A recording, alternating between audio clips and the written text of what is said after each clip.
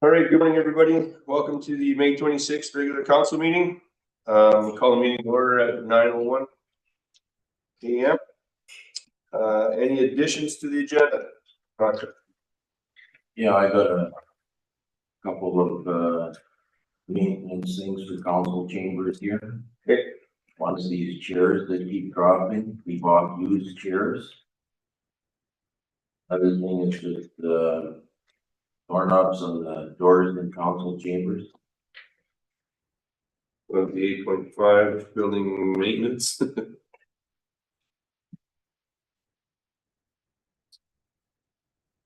Mr. Ugans. Just a couple things to add here. Mostly maintenance things for Darby. 180/572 water. I just want to know what happened in St. Michael with that basement and that property. Range Road 185.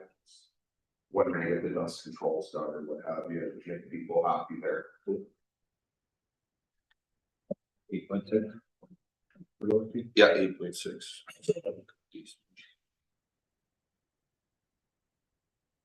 All right, Mr. Zorowski. I just wondered, there was a conference next week, but I think it's the FCM conference. Yeah. If we attended, if it's in Edmonton or where it is and stuff on there, that in Edmonton and stuff, so. Bring them up, get some information. Yeah. 8.7. 8.8 will be, we're gonna see about doing road count on 193 and 5 township 550.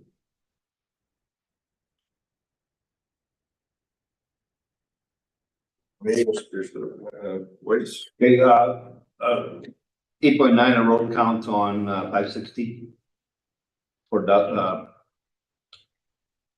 What's yeah, so a road count there for truck traffic. And then I got taxes, two parts, tax recreational land and taxes up. That'd be 8.10.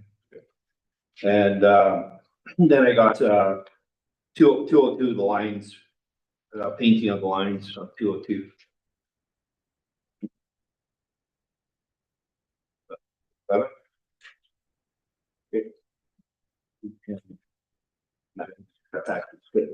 That's it for me. Okay.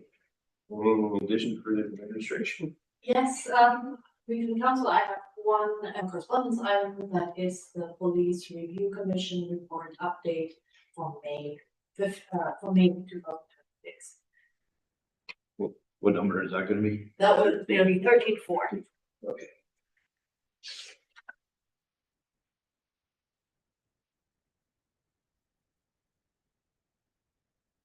Okay, if you go other additions to the agenda, can we have someone make a motion presented as amended?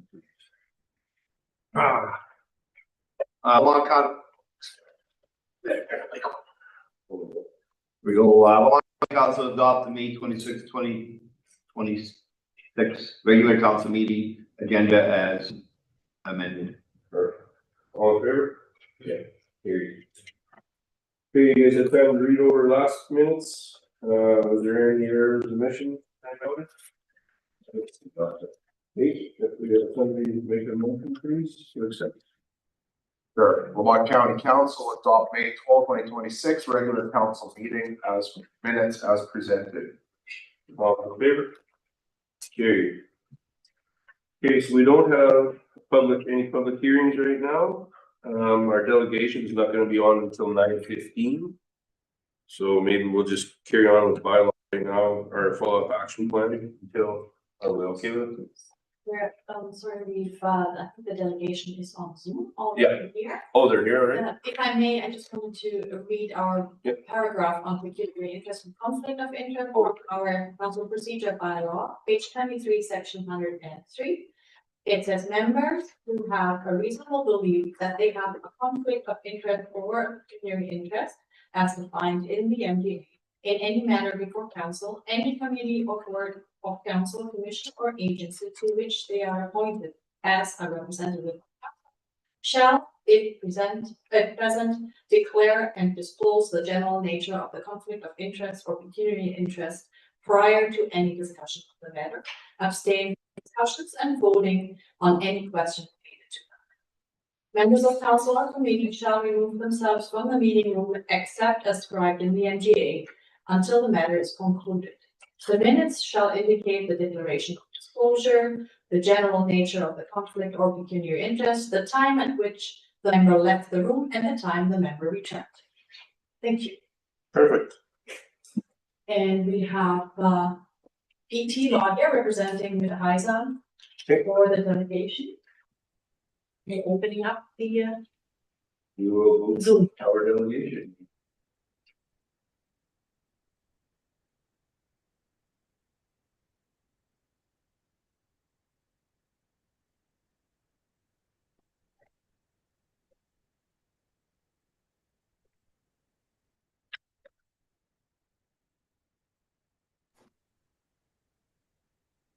Good morning, Council.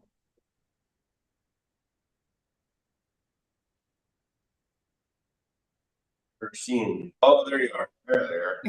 Perfect. Thank you very much. Welcome to the meeting. You want to go ahead and present? Get underway. Thank you very much. I'm just trying to, I think they gave us hosting abilities so that we can share our screen with you. Bear with me 1 second while I do that.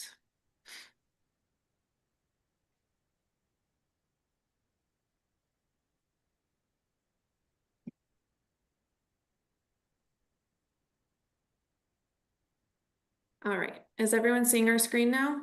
Table of contents? Yep. Fantastic. Thank you. So good morning. My name is Samantha Huckluck. I am a lawyer at PL Law, and I'm with my associate Aidan Putnam, who will be presenting this morning on our delegation request on behalf of Sylvester Heisen. Good morning, Council. Like Sam said, we're from PL Law and we're appearing in.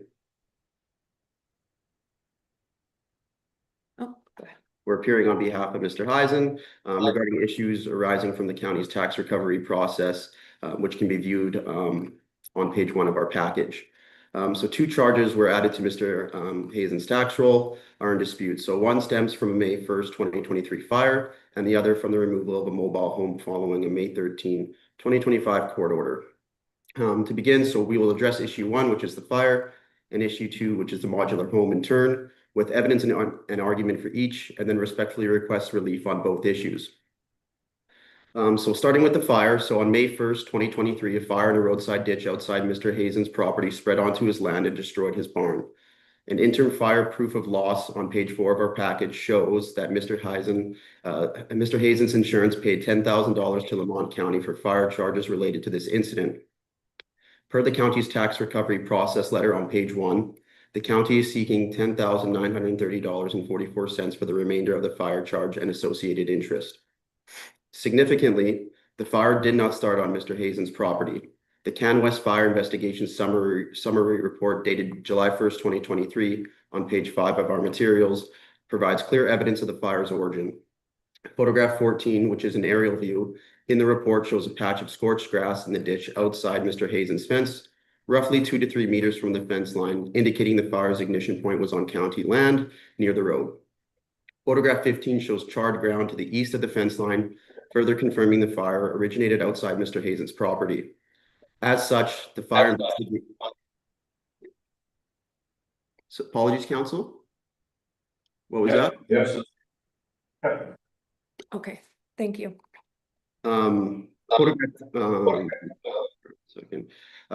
So photograph 15 shows that charred ground to the east of the fence line, further confirming the fire originated outside of Mr. Heisen's property and on the ditch. As such, the fire investigative conclusion, which is the summary report on page 14, explicitly finds that the fire started in the roadside ditch and not on Mr. Heisen's land. After the fire, Mr. Heisen tried to ensure the county was aware of the findings in the summary report. He was advised that a council meeting to provide the summary report for review. See Mr. Heisen's letter dated May 18th, 2026 at page 2 of our materials. Mr. Heisen advised us he emailed the summary report to the county, but did not receive any response or acknowledgement. As he was concerned, he traveled to Lamont, where the fire chief confirmed that they had received the summary report. However, to date, the county has given no indication that it considered the summary report's findings. The county's February 18th, 2026 letter still seeks the full outstanding fire charge, despite the evidence that the fire began on the county's property in the ditch. So to conclude the first issue, based on the totality of the evidence in the summary report, our client respectfully requests that the remaining fire charges listed in the tax recovery process letter, together with any accrued interest, be waived in full. The county has already received $10,000 for Mr. Hayes' insurance policy for a fire that was not caused by any fault of his own. It would be unfair to require him to bear further costs for a fire that originated on county land. So council, I'm not sure if you want to address one issue at a time or if you'd like us to go through both issues. Probably one at a time, please. Okay, certainly. So that sort of addresses our submissions in terms of the issue with the fire, subject to any questions from council. Okay. Anybody have any council questions for anyone?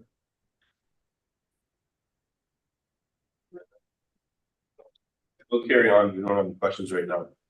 All right, sounds good. So I'll move on to the second issue here, which deals with the modular home. So the second issue arises from steps Mr. Hazen took after the fire. With his barn gone, Mr. Hazen and his son, Daryl Hazen, had no storage space for their equipment and materials. Using part of the insurance funds, Daryl moved a modular home onto the property as a temporary storage facility, not as a residence. The modular was never connected to power or utilities and was only intended for storage and was eventually to be renovated and sold. A court order pronounced on May 13th, 2025 on page 20 of our materials required removal of the modular home and any other unpermitted structures from the property by August 29th, 2025.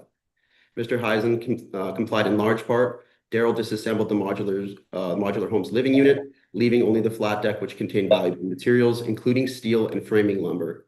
This flat deck was listed for sale on social media in hopes of its prompt removal by a buyer. However, on September 25th, 2025, the county's legal counsel, Mr. Andrew Skeeth, notified our office that the county would be entering Mr. Hazen's property on September 29th, 2025 to finish removing the remaining structure and would charge Mr. Hazen for the costs. Our office responded on September 26, 2025, requesting an extension to allow for allowing its removal without cost to the county. This request was made in good faith, given that Mr. Hazen had already removed the modular home's residential components as ordered under the court order, and the remaining flat deck was to be disposed of through a sale. On September 29th, 2025, Mr. Skeeth denied the extension request and the county proceeded with the removal of the flat deck that same day. We note that the court order also required the county's bylaw officer to give notice by phoning Mr. Hazen before entering the property, which is in clause 3 of the order, but Mr. Hazen received no such notice. The county engaged junk guys to demolish and haul away the flat deck, as evidenced by the invoice on page 28 of our package. These removal costs have now been added to Mr. Hazen's tax roll under the tax recovery process, along with interest. In the course of the county's removal, the steel, framing lumber, windows, and doors from the mobile home were taken and not returned to Mr. Hazen. In addition, a lawnmower located on the property was also removed and not returned. These items had significant value and were not abandoned. So to conclude this, the second issue of the modular home, given the totality of the circumstances, we respectfully request that the remaining fees and accrued interest related to the modular home's removal be waived. Mr. Hazen used his best efforts to comply with the removal order and sought reasonable additional time to remove the final structure himself at no cost to the county. Furthermore, we request that the materials and equipment taken from Mr. Hazen's property, including the steel, framing lumber, windows, and doors from the mobile home and the lawnmower, be returned to him. Alternatively, if return of those items is not feasible, our client intends to cover the value of the flat deck and materials that were removed. So to closing council, we would like to thank council for their time and consideration on behalf of Mr. Hazen. Mr. Hazen has always paid his property taxes in full and on time and has been a responsible landowner and valued member of the Lamont County community. He has acted in good faith under difficult circumstances, and he respectfully asks council to consider his long-standing compliance and contribution to the county and granting the relief requested. Thank you. Okay. Any other questions for PP Law?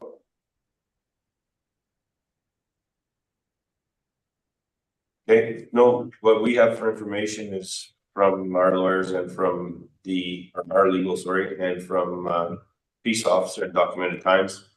So we will review it again here and see if we can come up with more information to see if we had missed anything, but we appreciate your presentation, and we will have somebody be getting back to you with what our conclusion is. Thank you very much, Council. Appreciate your time this morning. Thank you. Thank you very much. Have a good day. You too.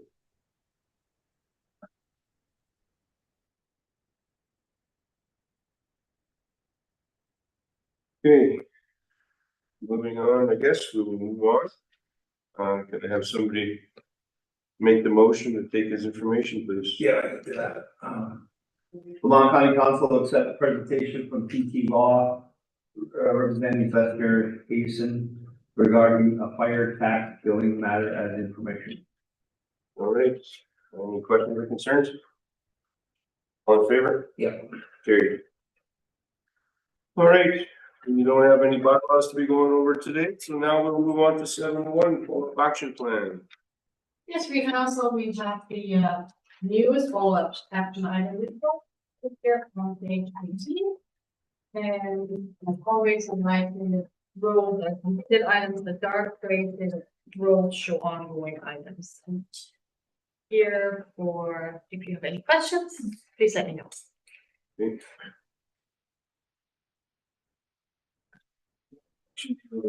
Darby here, maybe. So in light of the last couple of weeks of roads and usage and everything else, number 11 is enforce road use agreements and weight restrictions. Is there a way or a bylaw that's out there that covers different aspects of road use agreements?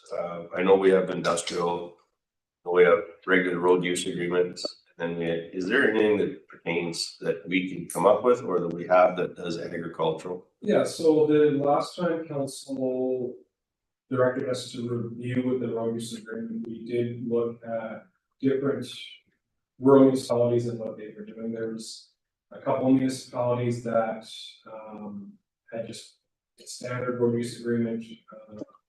Most were exempting agricultural. There was 2 or 3 that were very descriptive on different types of industry. So we can bring them back and report to a couple of for July. Okay. And just kind of show the council different options and different strategies for addressing more disagreements. You know, as I've said to council before, it's not one size fits. Every industry is different, and the types and the sizes of loads are different. The amount of loads. Some industry goes 1 or 2 loads a day, some once a week, some is 30 a day. Yeah. For a short period of time. Yeah, I think we have a couple of agricultural businesses that are running. Part of it is independent farm and part of it is corporation, and they're kind of falling under each.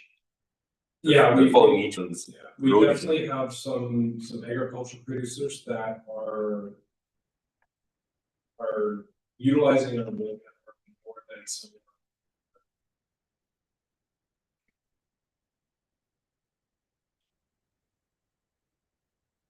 There's a couple of agreements where they might use that once or twice a week, and we've got agricultural producers who create 40 loads a day for a week or 2. Okay. Okay, we'll look into that one. Any other questions or just input? Number 15 there on that one, fighter unit 5228. How is the repair on it? Do you know what's happening with it? I haven't heard any more. The contractor that was gonna work on it had originally asked to use our shop space to hold it down. My understanding is they're planning to do it all in their own shop, so I have no update as to where it's at. Briefly, also my last update was that it would be done maybe the end of this week, or it would be looked at.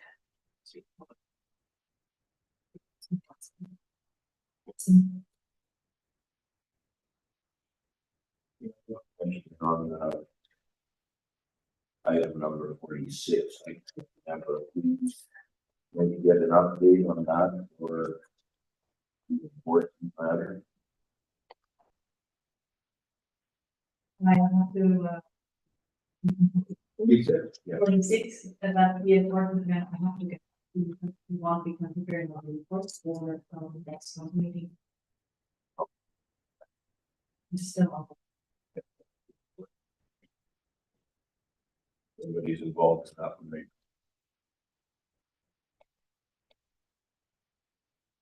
Okay. Anybody else? Hey, M25, is that okay yet? Can I ask for an update on the delivery and putting in our door which we find early in November? I'm just.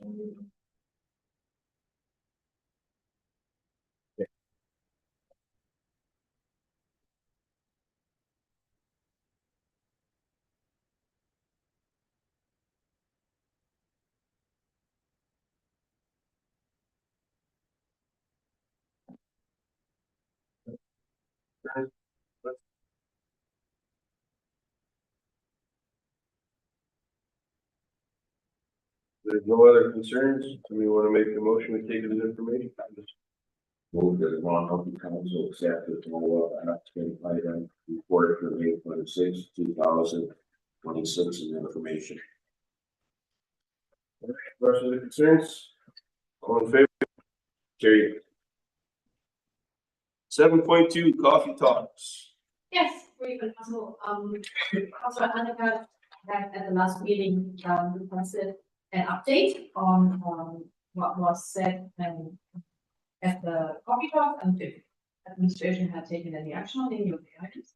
So Mr. Zal, who prepares the note at the coffee talks, has, compiled a little spreadsheet so we can look at, from the items that were talked about any personal, information on any personal property, but it, you can see it will be updated. We plan on updating that as the costs go along.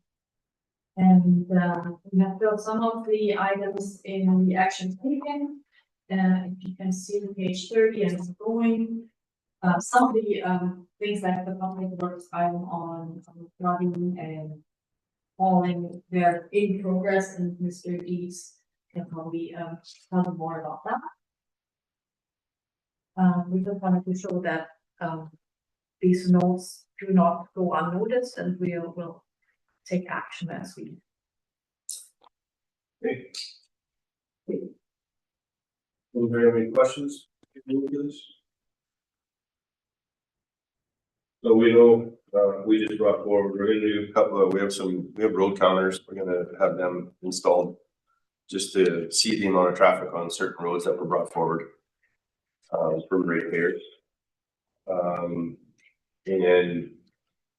Like with flooding and surfaces of the road this year, we're not excused, we're just letting everybody know that. The amount of moisture that we got this year was kind of substantial compared to the last couple. We are having a couple of low land issues with overnight flooding. And our roads are in need of maintenance. We're gonna look at the graveling plan and see how well it's going. So that's kind of top of our concerns right now as it is, so. Any other questions or concerns that are brought up? We have a couple that are just some culvert changes.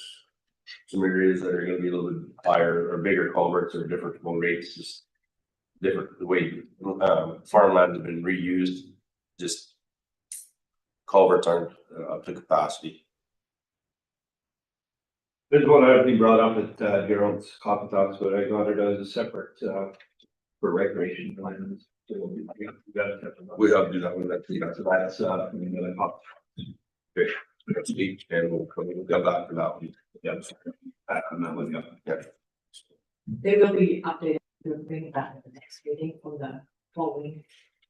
Yeah, if we can all discuss, my coffee talk went very well, I think. There was, just road dust abatement stuff that people are interested in, and, some of the information from some of our land that we had, just air monitoring, sound monitoring, and just, approvals for, development approvals. Yeah. So, mostly just roads and culverts and stuff, so. I talked to our planning and development. We have something in mind that we will publish, that other municipalities to, discussion permits that we're issuing, so everybody is gonna know what's happening in the company. And, everything that we publish. Confidential. And some of the business, can be. Openly, administrative, private firms, people. It's just one organization, so everybody. Works. Everyone pretty good? Yeah. Yeah, I can do that.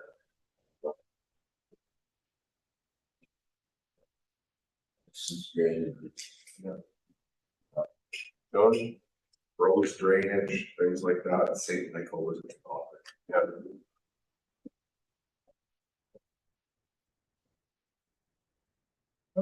Taxes and stuff was brought up on their, speed of vehicles in one area and that, farmers' vehicles in the fall time. And, other than that, it was pretty good. Yours isn't until next Do week. we have to have 2 weeks from now, so that's,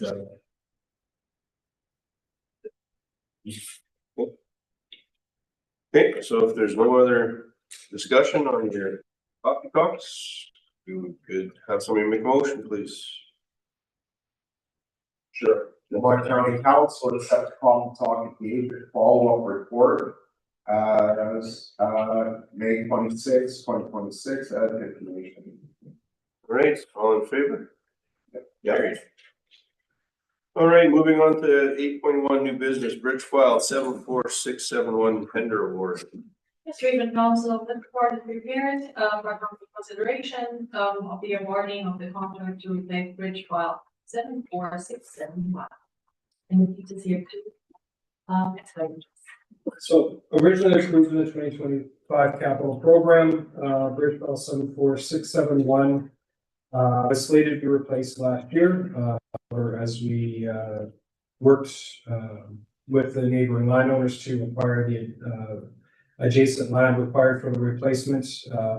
Concerns over disruption to harvest traffic were brought up, so the decision was made to delay the project to summer 2026 to address these concerns. Subsequently, the adjacent land was purchased this spring.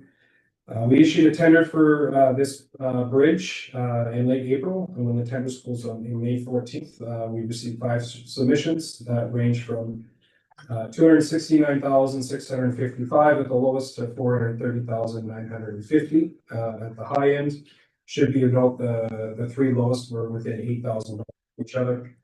The lowest submission from point A was found to be in full compliance. Their tendered amount, including 25 days of site occupancy, is $269,655.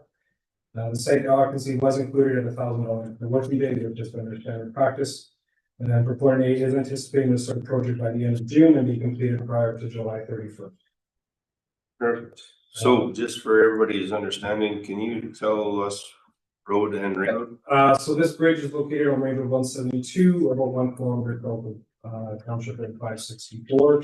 So just west of the village of Andrew, a little bit south. The current bridge structure is a 2.1 meter by 1.5 meter arch culvert. It's only got about 1.1 meter of existing cover, so there's spots where the graders actually hit the culvert. The new design is a 1.8 meter diameter culvert, so it will require a bit of a road race. On top of the fact it's taller than the current one is, but we're going to be bringing that road up to ensure that there's adequate cover. So that will also allow prevent overland flooding. We did inspect this bridge in the spring and there was some water flowing over it, not at the bridge, but just to the north of it, where it was lower. So that would be addressed as well. This bridge is as included in the budget, we're successful in applying for a Canada Community Building Fund grant of $350,000. And the balance of $100,000 would come from the county's reserve. We have included this in our package for STIP funding. But as we've seen last year, we didn't receive notice on our applications until May 29th of last year. So we're anticipating notification or 7 applications, hopefully within the next week. If we start construction before we are successful, we are now able to use STIP funding. However, if we are successful and we get notification here within the next week, with contractors a few weeks out at least. So we should, if all goes well, this project won't cost the county.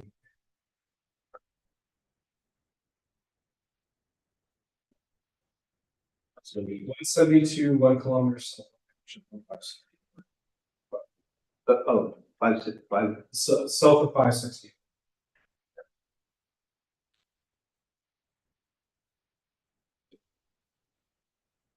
So that road will be out of commission for. So it'll be out of commission for up to a month. The detour would be going east or west 1 mile. So it'll be about a 4-mile detour. We plan to tender the award construction to have the least impact to the neighboring agricultural community. There's 1 residence to the north and there's no residence to the south. Good, just so people in the area know, that'll be built for a little while. We'll give you a little heads up right now, and then the road will be posted and sent out. I know how it's brand new. Yeah, brand new bridge. All right, any questions or concerns? I think that one is in Mr. Knopf's division, right? Yeah. Yeah, since we do, yeah, right at the edge. Okay. Somebody want to make the motion? Yeah, I move that the Lamont County Council award bridge 574-671 tender to proponent A for a total of $2,244,655, less site occupancy and a contingency of $24,465.50. All right, questions or concerns? Seeing none, all in favor? Yeah. For council inspiration, for one is prayer refuge. All right. Okay. All right, 8.2, appointment of additional member to the assessment review board. As Region Council, I received an email from the Capital Region Assessment Service Commission. The chair requested us to appoint 1 more member to the large and park boards. In case there are any assessment things, the board will assess these things. Okay. So we have a fella, Braden Lockwood. Yeah. Okay. So. You can see the other members are all stated on the previous resolutions from February. They're all in term until the 27th or till December of 2027. Yes. Okay. If I could ask council to appoint Mr. Braden Langton to the recommended report in 2 different examinations. You betcha. Okay, first motion, somebody interested for the LARP? Sure. Lamont County Council appointed Brett. Is that the right name? Braden. I thought it was Barden. Braden. Yeah, okay. Braden Langton as additional panelist to the Local Assessment Review Board, the LARB, for a term ending December 31st, 2027. All right, questions or concerns? All in favor? Yeah. Carries. Okay, and then Drayton is gracious enough to stay on for the composite assessment review board. Somebody want to make that motion too? That Lamont County Council. As additional panelists to the composite assessment review board, CARB, for a term ending December 31st, 2027. All right. All in favor? Carry. Thank you. You betcha.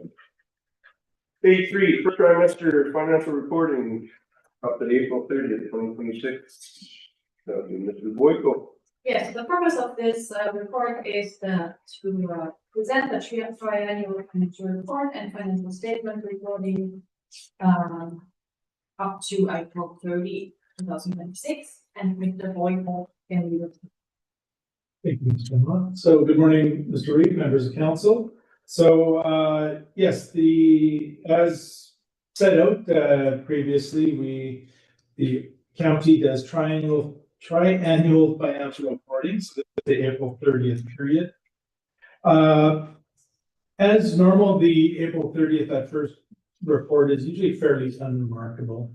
It's going through the beginning of the year where we're usually fairly slow doing audit and getting ready for the year. So just so council knows, attached to the financial report is the aggregate listing, the investment listing. There's a new report for the tax sales surplus listing, number of properties that have sold. So felt it is important for council to know that. Reserve listing, balance sheet, and income statement. An amended capital project listing, and I'll go through why in a minute, and capital projects. So overall, the balance sheet shows the county is in a $4.9 million deficit as of April 30th. And that is essentially because we haven't collected our taxes in that year. So those will be shown on the next triannual report. So starting off with just reserves, the reserve listing does show some draws from the restricted capital reserves, especially funding for the Village of Chipman Bridge project, of $235,000 and $543,000 for the various capital projects that have been started. You'll see that in a little more in depth in your page here.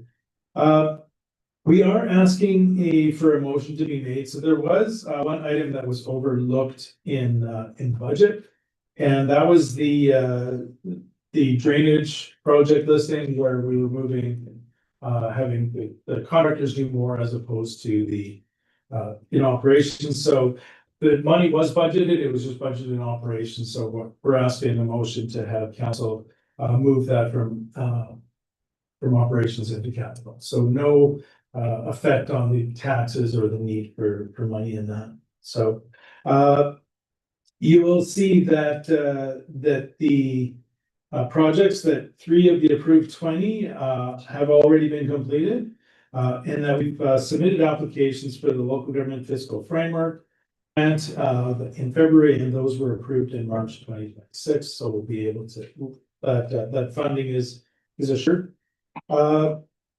Tax sale surplus, as mentioned, that we sold a number of properties, and 19 were sold of the 22 that were listed. And the majority of those were tax forfeiture properties. So because of that, we have to hold the proceeds in separate bank accounts for, I believe it's 15 years. Yes, 15 years. So we have approximately $141,000 in those bank accounts at this point. Aggregate levy, that there was 342,376 was recorded. There's a $143 one that was not paid in April, was paid in May. So there's a slight difference there. Investments, you'll see the processed water grant funds has been added to that new one. And just showing that we have most of it in the municipal sector savings accounts, which has been higher rates than most GICs. And that we are getting at this point 2.81% on those investments. Health and safety reports there. We did want to bring forward to council page 41, the Land and Property Rights Tribunal, the PRT. We were informed on 11th that an industrial company within the Lamont County's border has lodged an industrial assessment complaint. This is the same company that launched one for 2021 to 3 and 4. Administration wants to just keep council advised on the information as we get in. All we know right now is that the complaint has been filed.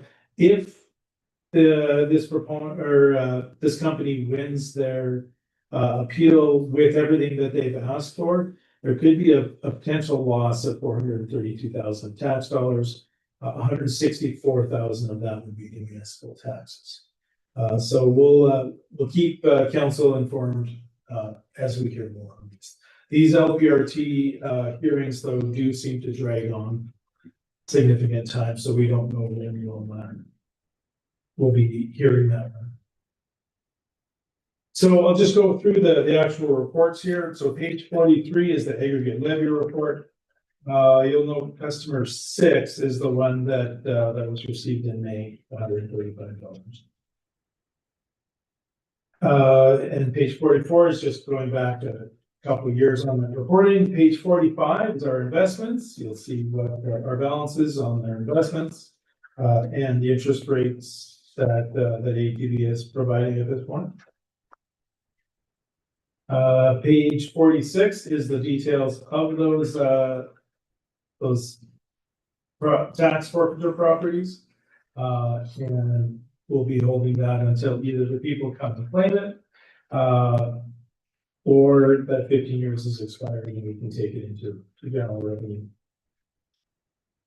Page 47 is our reserve report. You'll see that our balance at April 30th, 2026, bottom right corner, is $29,800,000. Page 48 is our balance sheet. Fairly standard. Cash is up slightly from year end, which is a good position to be in. Investments are down essentially because we use those to get through the still sitting at $16.9 million. Those will go up significantly in June here as we collect tax. Liabilities fairly standard. Just the other revenue is usually a question that we get, though. That 12.8 million, that's deferred revenue for grants that we've received but haven't spent yet, as well as the offsite levy funds that we collect. There's deferred revenue. The deferred revenue account. I just got my the two lines. So that's both grants and offsite levies in that 12.8 million. Non-financial assets, fairly standard. TCA is our assets that we have. Just the inventory that'll usually drive through the year. It goes up and down with fuel. And then the bottom section, accumulated surplus. The top two numbers are the ones that you want to keep an eye on. That is our reserve balances. And so then you'll see $4.9 million deficit. And we just have some additional notes there, talking about the road bonds that are held, as well as the letter of credits and checks for approach bonds. 49. The best thing to look at this when looking at an income statement is to calculate the percentages that you would expect throughout the year. So after 4 months, you'd expect these numbers to be in that 33% area. And so looking through that, most of the things we are above revenue expenditure expectations and below expenditure expectations. There's some notes at the bottom, and those notes relate to, you'll see kind of in the second column to those particular lines. So that just helps show some of the things that are paused. So For example, note 1 is in the taxes and general revenue. You'll see that we already have 1.1 million recorded there. That's because the reserve transfers have to be recorded as revenue, and interest revenue was 199,000 and tax penalties were 263,000.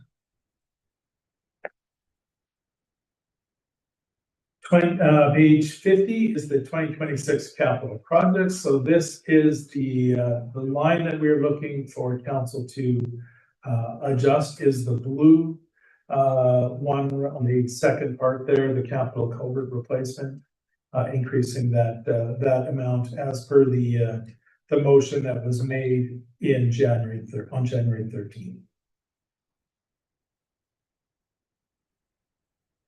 Page 51 then now goes into our regular capital project report, which shows the budget and the actuals. So you'll see those on page 51 and 52. And then those same categories, you'll see the notes on page 53 and 54 as to what we're doing at that point.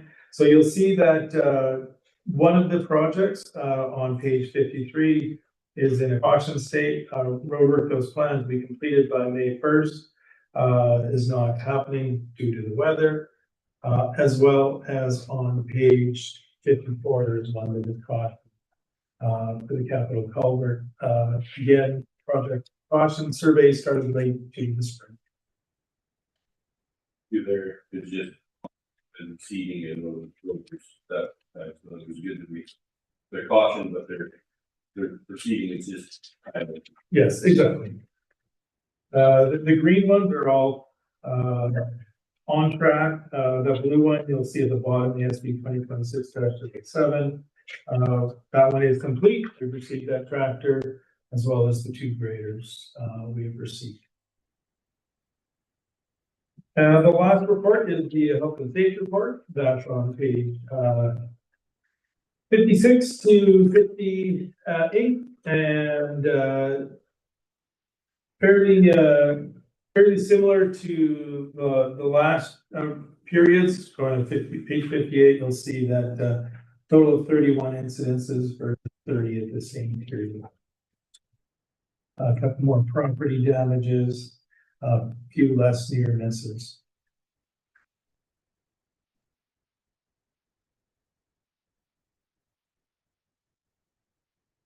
Any questions on the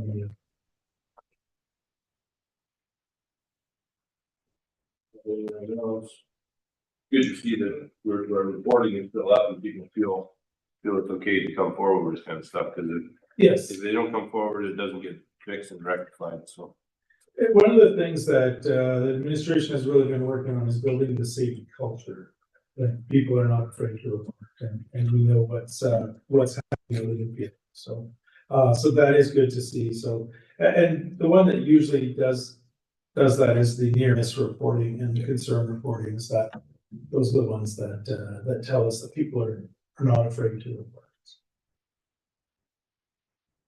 right, anybody have any questions regarding the budget? Financial reporting for the budget. Okay, if there's no questions or concerns, we'll make a motion. Yeah. So we have 2 motions. So one of them is to approve the transfer of from the operating surplus to the capital project. Again, that's just essentially we talked about it, we just didn't actually move the dollar value budget. So and then the second one is to accept the triennial reporting. There's one that got put in the middle of that motion. We didn't need, but to accept that reporting information. All right. Are you interested in making the motion, the first motion, please? That Lamont County Council approved the transfer from 2026 budget operating surplus of 285,000 for capital project contracted drainage program PW 2026-10 and amend the 2026 budget surplus to 804,616 to reflect resolution 2026-46 made at the January 13th, 2026 regular council meeting. All right, questions or concerns? All in favor? Yes. Carried. Somebody want to make a motion to accept the financial report as information, please? Move that the Lamont County Council accept the triannual financial reporting up to April 30th, 2026 as information. Great, all in favor? Carried. Now we get to do our ERP software. Yes, thank you, Mr. Chair. So, as council is aware, Lamont County Council approved 75,000 budget for 2026 for a company to assist in the procurement, evaluation, and implementation of replacement software for the ERP system, which is no longer going to be supported by Microsoft in 2029. Lamont County issued the RFP and it was advertised on the county website as well as the Alberta Purchasing Connection. Following the advertising period, 8 proposals were received from across the country, including one from the US. An evaluation committee consisting of the acting CAO, the CFO, and the general accountant reviewed each of the proposals independently and unanimously ranked proponent 1 the highest based on the scoring criteria. That score was 93% as proposed in the RFP. So that scoring criteria is on page 60. It is something that is required to be put in RFPs and tenders now. So while the budget for 2026 include only year 1 of the amount, the proposal is for the entire project and will encompass 22 months with an anticipated start date in late June. And completion in April 2028. And that's of course going to be dependent on the software vendor. Proponent 1 is well versed in this field with multiple Alberta municipalities engaging their services. The proponent has proposed a fixed price contract over the 22-month period that matches the proposed budget for 2026. You'll see that the financial impact that the project is. The project pricing is 275,000 with 75 anticipated in year 1. We did leave the names out of this for the public portion. If council is interested, we could go into a brief closed session to discuss the names of the companies that brought RFPs forward. I don't, does anybody care to go to a session? These ones are the same. This proposal has been used by multiple municipalities, so yeah. I think I'm okay with just carrying on. Yes, so if council's in agreement with this, proponent we would say is Tantus Solutions Group. We accept once we accept them like that, then we can name them. We don't have to go to closed session first. Yeah, so exactly. we'll just explain that to the public that we don't hide anything. We just can't say them until we accept them. We just so there you go. Tantus it is.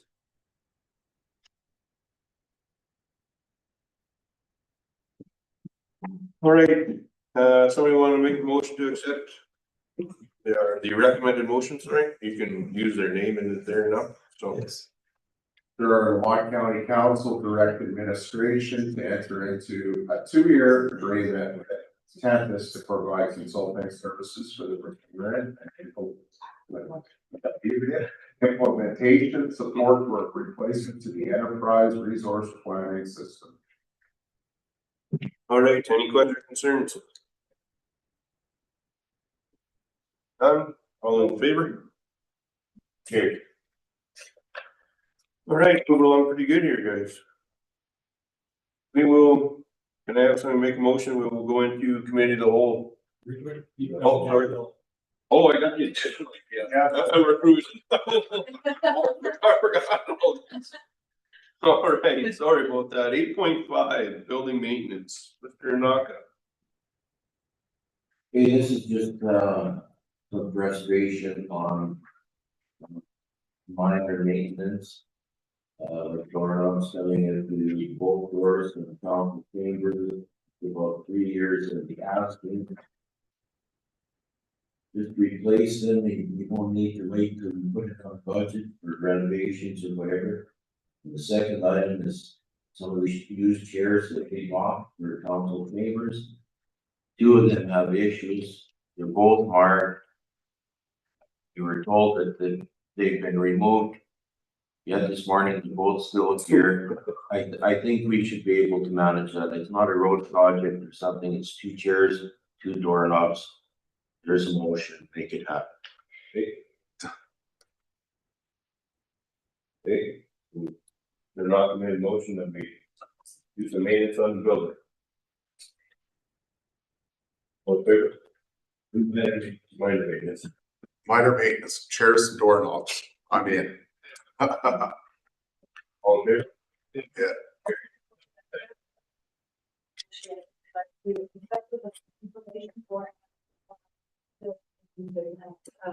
Direct them to make it happen. Direct proceed.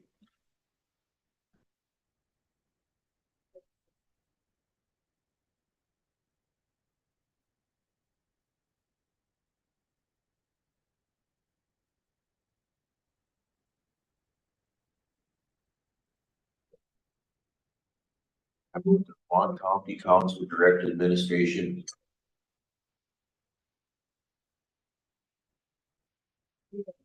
Lamont County Council Direct Administration to proceed with the council chamber maintenance items as discussed. All right, all in favor? Carried. Yeah, it's 26. Yeah, I just had a couple things, that drainage issue, 180, 572. I think you guys were on it today. Yeah, our staff mobilized out there, today, we met with the adjacent landowners downstream of 180. Discussion with the landowner upstream of 180. We're setting up some pumps to try and move some water out of the area. And then we will be looking at the culvert if that is an issue. It's the top of the culvert is buried below the bottom of the ditch, so it is on our list to get replaced. We'll be opening it up to get all that flooded land addressed. That's good. That sounds like you have a good plan. Yeah, we did an inspection last week and found 2 high points that are not within the county road right away, but we can talk to landowners and see what can be done to address the issue going forward. Yeah, I know exactly where you're chatting. So I'm happy with that, and hopefully that makes those guys happy and life is good. St. Michael, I think you guys put up some fencing in there. So there was a order with an order was put through by planning and development. I worked with the fencing up and I believe the landowner may have. Oh, okay. So they're going through planning and development. Yeah, because I was brought to my attention that they had put up fencing. I thought maybe that was us that did it, so. And then, lastly, but not least, Range Road 185, I understand there's some dust controls there. I don't know if we can put up the traffic filter there. How that's all going. Yeah, we can, our dust control program started yesterday. By the end of the week, I think it should be addressed. The major cause of the dust there, the capital company, they've offered to pay for dust control for all of the surrounding region. Providing 45 protection. So we'll be taking care of that. We can look at putting a traffic to try and use some information. It's kind of interesting. In discussion with a couple of reps there, we're looking for 30, 40 goals per day. So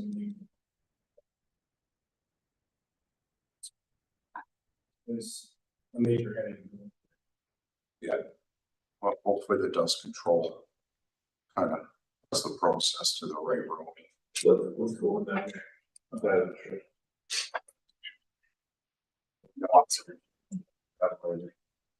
And that's all I had actually, so. Thank you, Darby, for the answers, or the updates, I guess I should say. I have an addition of dust control, just a request on 164 north of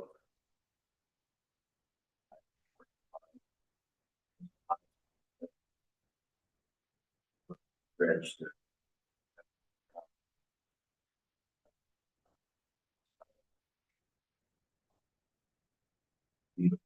Wondering if we could do dust control only between those two residences, one more. It's like a travel area, depending which direction the wind is from the northwest. It kind of affects the livestock area. We can look at it and see if we can take care of it. When we have two dust control spills together, it's usually more beneficial just to do the entire thing. Try to maintain a stretch of gravel. It's hard on the operator. I don't have the address, Google address, but I'll get back to you there. And another thing I have is, got a complaint about a grader on 63 north of 582, where there was no grader since the snow falling. This is about the 30th event that I've had complaints like this, so I did talk to the supervisor on the roads. Last time the grader went from this road was March 26th. I did drive the road on Saturday, it's rutted. Sections where there's no gravel, no maintenance, and there's a washout south that has never been addressed. So, I don't know where the liability is there, but you haven't been on the road for 2 months in spring. I just printed off all these road maps and that's the information. So that is an operation matter that we're going to be addressing with that operator. We did get that overlaid yesterday. It's going to be working in the region 64 on the show.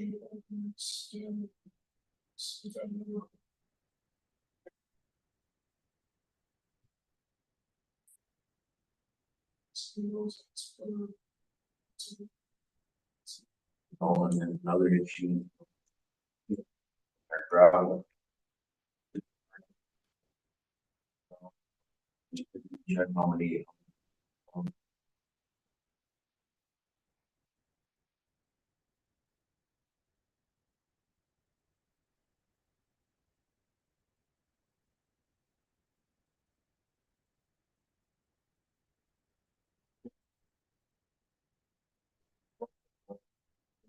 There's information. Yeah, I will. Might have a house for administration to proceed as discussed in the report on drainage of Range Road 180, St. Michael, dust controls on Run 185 and Range Road 164. All in favor? Yep. Carried.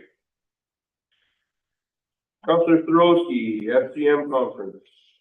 You brought over there. Yeah, I noticed this came up for me a month ago or so. I bring it in there. It's a conference of city.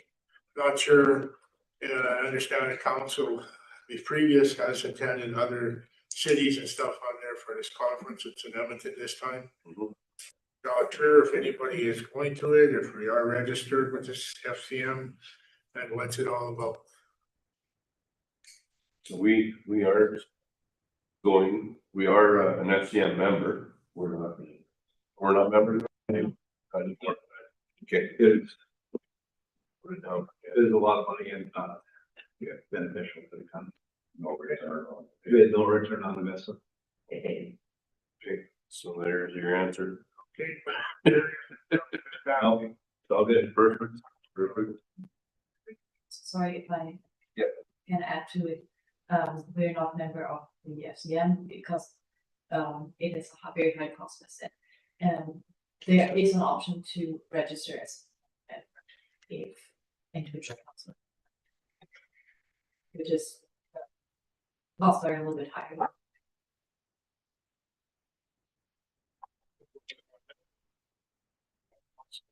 It's costly. But in this discussions, council and administration agreed. This conference we thought was more for bigger towns, Yeah. cities, It's rather than for counties. urban, setting and stuff that, we felt wasn't worth our money and sending somebody there and all the expenses sending somebody. Okay, just wondering. Okay. 8.8, oh, sorry, you want to make a motion? As information, yeah.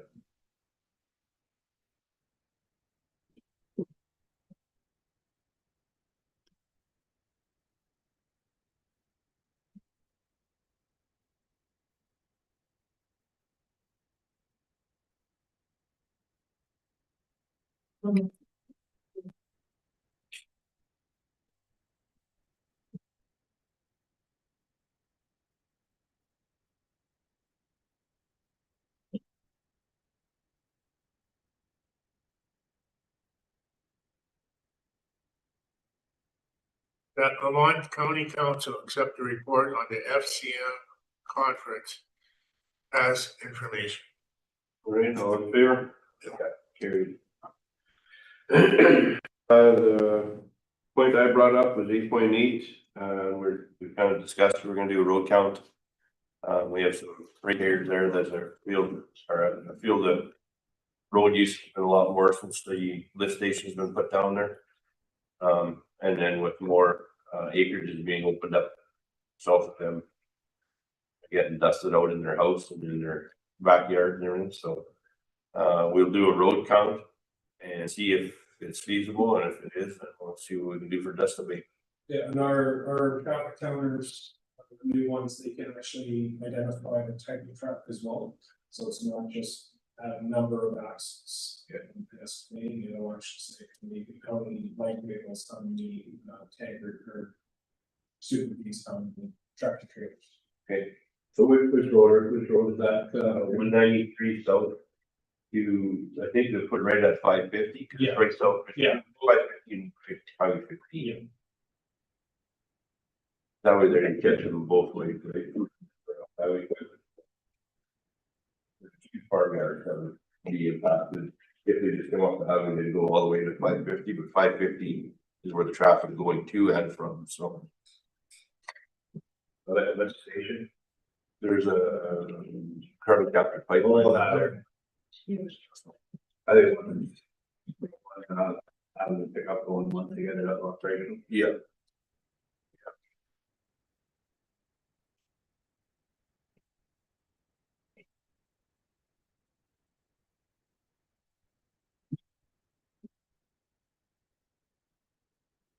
Make a motion that the Lamont County Council set report on range road.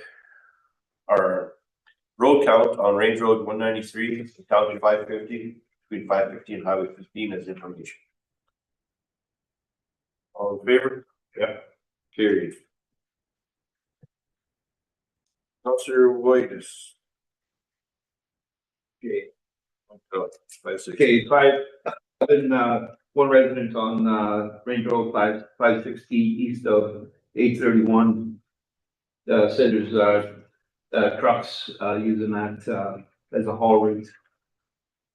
If we could get a counter on there and just see, what the actual count is of traffic after we do 550 and stuff.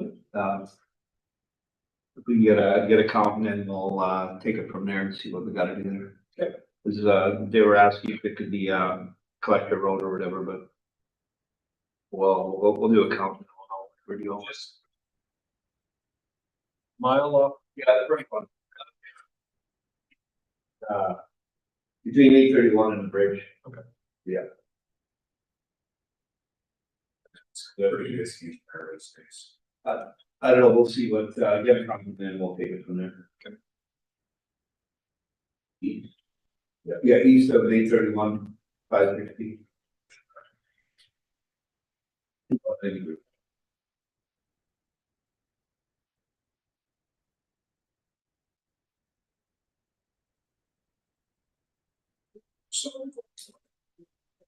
But it's been busy in there. You can tell just the highway coming and going. Yeah, I don't know, there's the trucks, there's 3 days bigger farmers there, and they all have 29, the odd one said maybe 2 loads a year.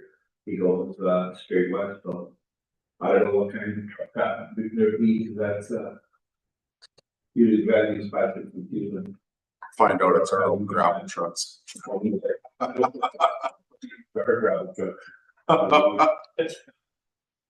They haven't been graveling in there, have they?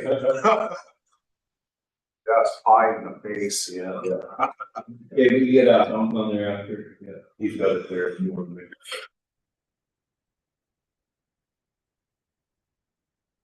Yeah.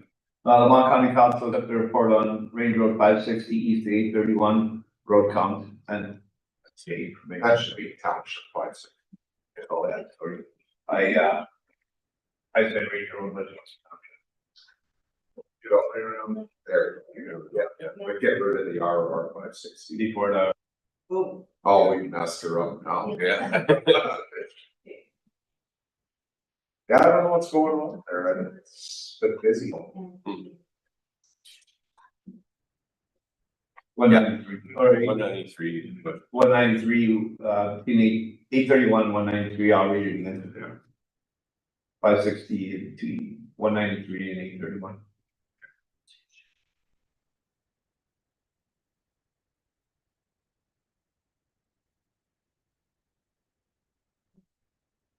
Yeah, highway 31. There we go.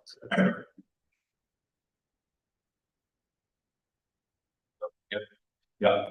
Mon County Council accept the report on Township Road 560 between Range Road 193 and Highway 831 road counts as information. all right, all in favor? Yeah. Carried. 8.10 taxes, Mr. Boydus. Yeah, so at the coffee talks, and I had a couple more calls. All of a sudden, we have the coffee talks at 174. I think that is in Carroll. There's older couple living there they're a retired couple living there, and all of a sudden their land is taxed as recreational farmland and fenced off. They got cattle in there, and they're wondering why all of a sudden the taxes, it's unbearable. They can't afford it because the tax took a big jump.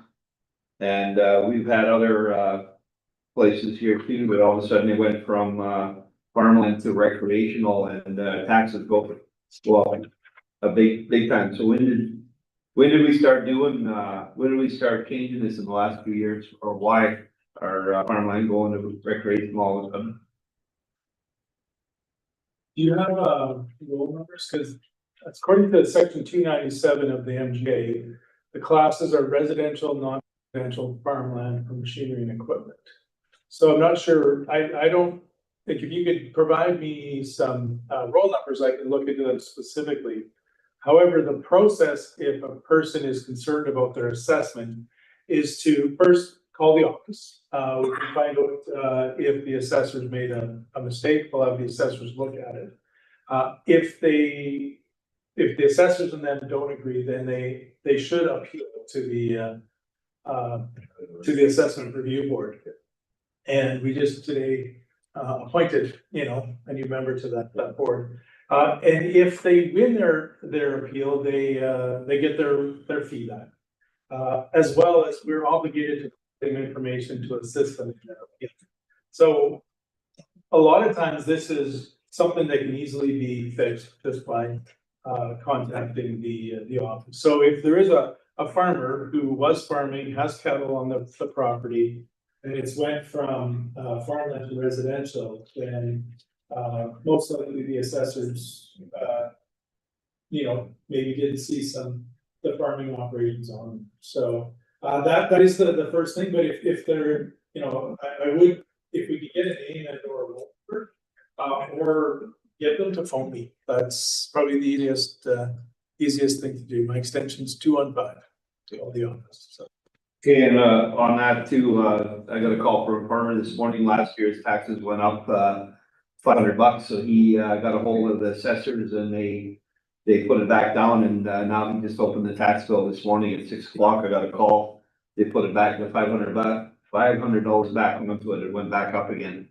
So he's asking, does he have to appeal it or phone them every year, or what's going on with it? Again, the assessment is a provincial matter. They follow the provincial. So, it's best for every resident to be looking at their taxes, and if they have concerns, go back. So farmland taxes are a regulated, assessment, so why they would have went up and then down and then back up again. That does seem odd. And it's family farms, they're not, it's a farm, they got equipment there, they got one kid's got cattle in his place and he's over here, so. Yeah, no, absolutely. The assessment is part of the provincial matter, so contacting the assessor. And it may be part of the school taxes that have gone up and that as well, so we'd have to look at that, but if it was an assessment matter that last year he was able to get fixed, it may be something. We do use mass appraisal in Alberta, so sometimes those mass appraisals will result in what you're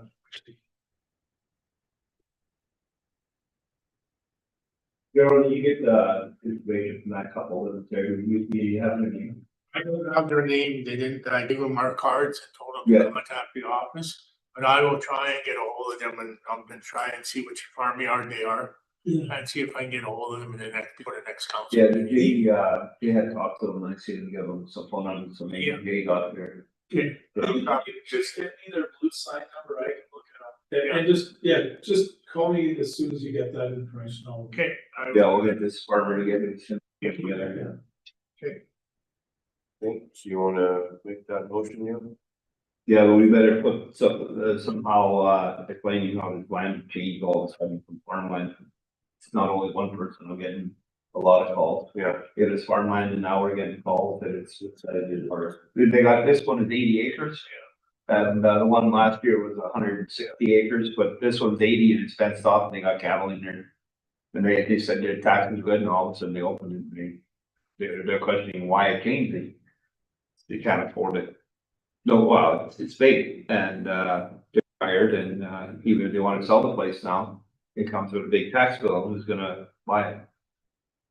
Brief, like if I may suggest printing them into the motion that's up on the screen, maybe we can change assessment changes from.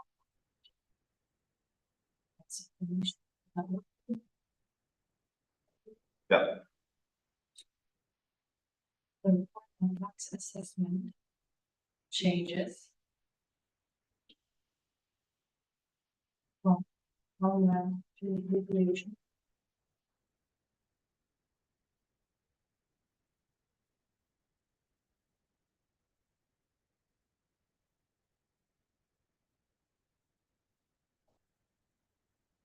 Or would you like to add something? Yeah, Lamont County Council accepted a report on tax assessment changes from our land to recreational as information. Great, any questions? All in favor? Carried. You'll try there. Yeah, I'll get an address. Okay, Councillor Whitus, line painting. Yeah, 202. 202, I think rolled 18 in Highway 45. When they first built it on south or north of CP rail, it had a couple of sections there. It had a solid line right at the railway track, and then to the north it was a dotted line all the way up to I-60 and then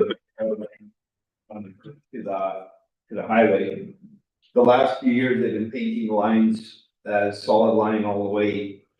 And now with all these tankers coming out of the rail yard, they pull out in front of you on 202 and head south. And I thought my Super B was slow, and they're even slower. They got little motors in there, and then they got an uncontrolled crossing, so they pull out. And there's if you look at Highway 15, the way they got the dotted line on the east side from the top of the hill to 201, they got dotted lines all the way even to the intersection. But semi pulls up in front of you on 202 and is heading south, and you come off the highway, there's the view is good and everything. They have time to go around the semi. Then the semi stops at the railway crossing and leaves there. And again, They put a solid line all the way up to, the CM tracks. So you stop in front of you and then by law, you can't pass them. You're in a car and you're sitting there putting, like, I mean, it's bad. There were a lot of tankers here this winter and this spring until they shut down here again, but, we gotta get them dots back and get rid of the solid lines like it used to have. So I know this was a couple of years ago, right after doing the line painting, in 2024. We are, as included in the budget this year, we are gonna be looking at doing line painting, and I can bring back the report, that addresses this item, to the next council meeting. A quick synopsis, because of the setback requirements for no passing lanes at highway intersections and at rail crossings, there, everything was painted according to the regulations. So I can bring that back to the next council meeting for council. If you go down Highway 15, it's got dotted lines all the way down past the intersection.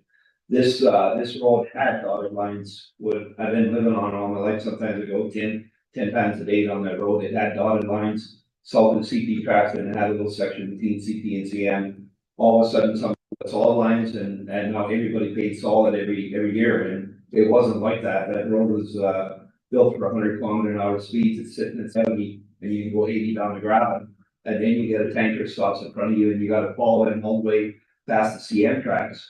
And like I said, they got day caps those trucks, and they got small motors. But my Super B is 12 feet out of there overloading. But you got all the pole, they're both running about 516 minutes out. Then you got to follow them for 2 months. Because there's a solid line, and there should be. If you look at Highway 15, they got a bigger hill and they got dotted lines all the way down to past the intersection on 201. So you got time to get around semis and stuff. Okay, Just on that note, a reminder, those flashing lights need to go up at 45.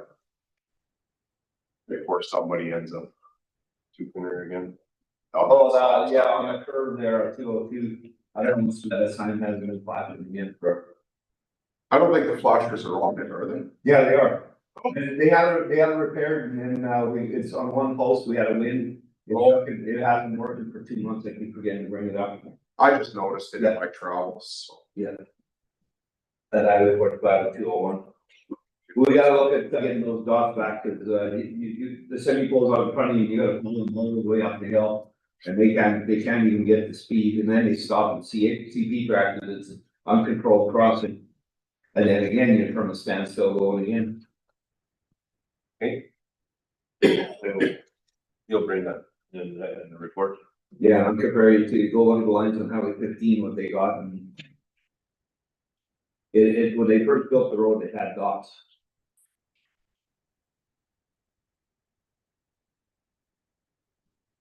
Highway 15, 202 and Highway 40. Highway 40. 45 and Highway 15, Highway 45 and Highway 15. Okay.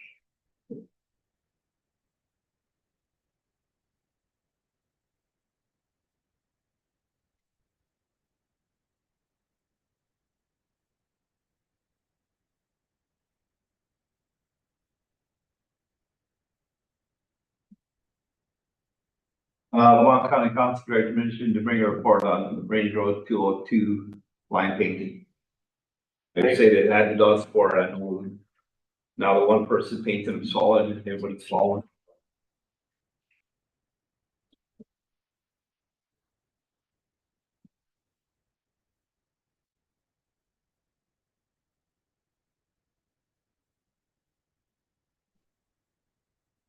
Right, all in favor? Carried. So now why don't we do a 15-minute coffee break? And then we'll come back and go into our committee walk. Oh, that's great.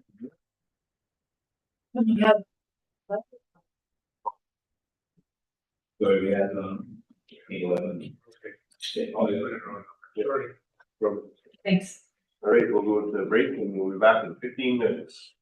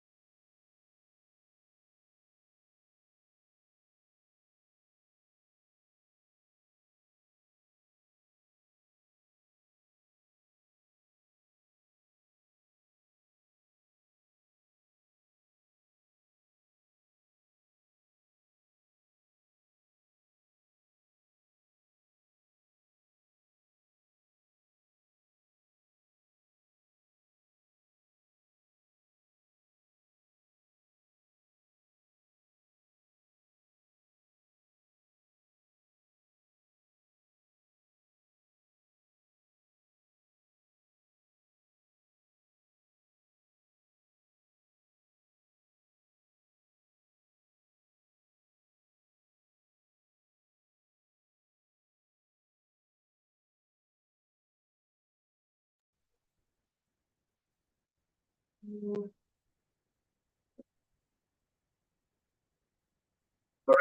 everybody to the 26th regular council meeting. We'll proceed. At this time, we'll move the meeting into committee of the whole. I can do that. Lamont County Council moved the May 26, 2026 regular council meeting into committee of the whole meeting at 10:43 a.m. All right, all in favor? Yeah. Carried. All right, committee of the whole 9.1 processed water project. Treatment Council in 2025, council a multi-year project to provide processed water to the CIZ. This within Lamont County. That's a designated industrial.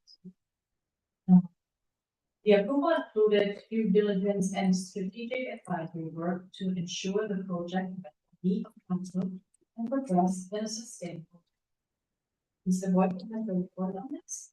Thank you, Mr. Lamont. So, yes, so council, as you recall, you had the opportunity to meet with the project manager and the strategic advisory group at the last meeting on May 12th to discuss the strategic opportunities that the project is facing. So this is just an information item for council to be able to dig in. Again, there was some internet issues there, and I know council was able to answer some questions, but this is the detailed report as to what was discussed. Of course, there's some of the confidential information was scrubbed out of that. So, administration is not looking for council to make a decision today.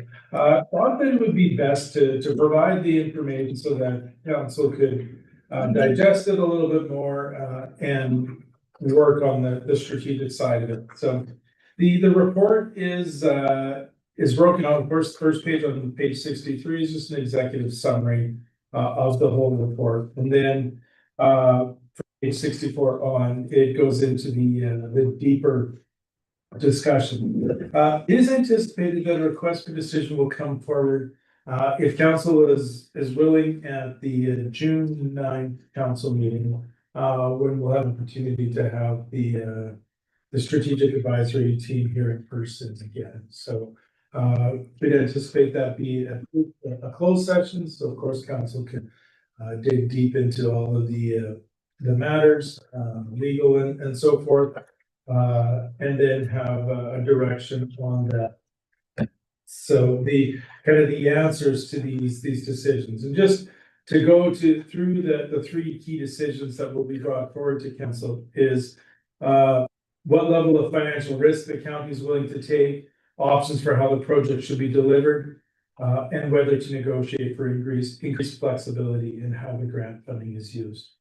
And just for council's information, administration is talking to the Heartland Association about some of the wordings of the grant to make sure that it's clear how we can use it and how and when we can use it. So just kind of the closing part of the report is going to be, this project presents an opportunity to support industrial growth, but also carries some financial risk due to uncertain demand and competition. So council's going to definitely need to provide that direction on the risk tolerance, the delivery approach, and how we want to deal with the grant as the process forward.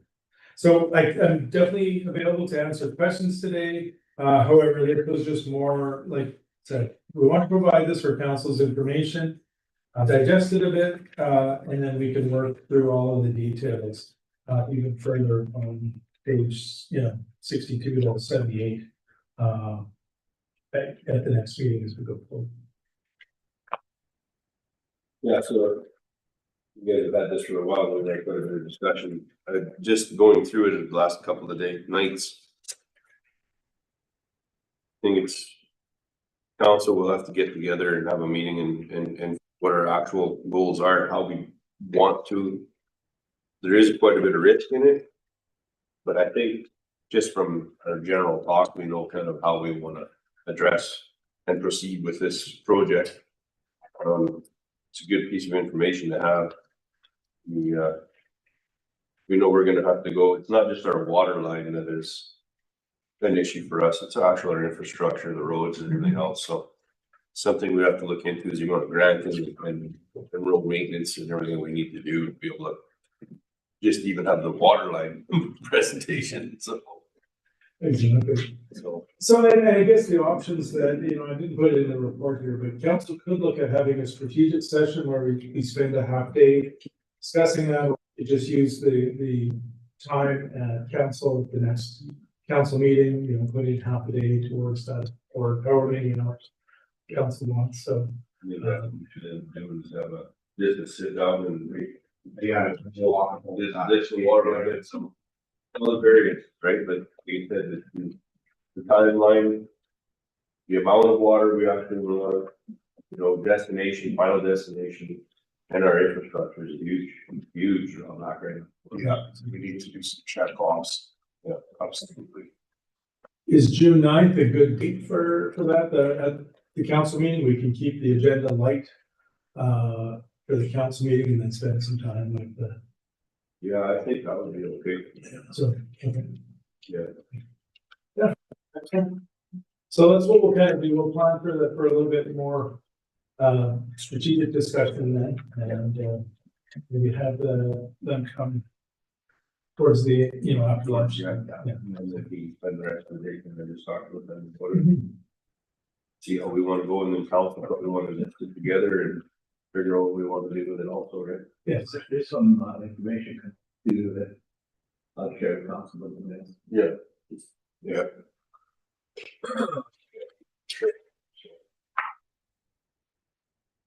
Okay, well.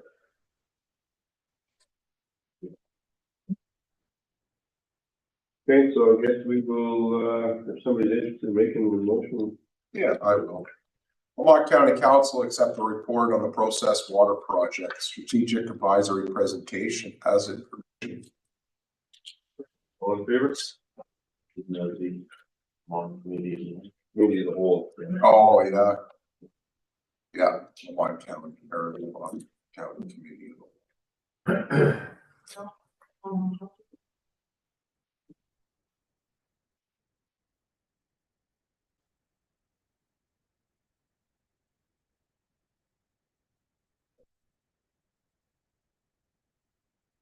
So we put the T in there.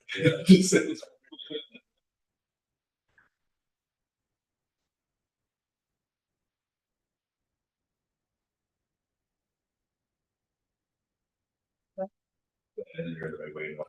Yeah. Okay. All in favor? Yeah.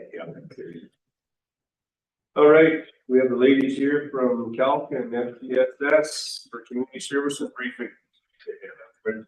Yeah. Then I just started giggling. Back when you were in high school. I don't have a ruler, I got a little mallet. I'll take care of it now. Yeah, don't have money to cut hours. Okay, Money's next week. Yeah. The council, Ms. Miller and Ms. Gessler to report on the community services. Perfect. So good afternoon. Guess it's still morning. Still morning, Greenville Council. Today we're here to provide you a brief overview of the Community Services Department and some of the accomplishments.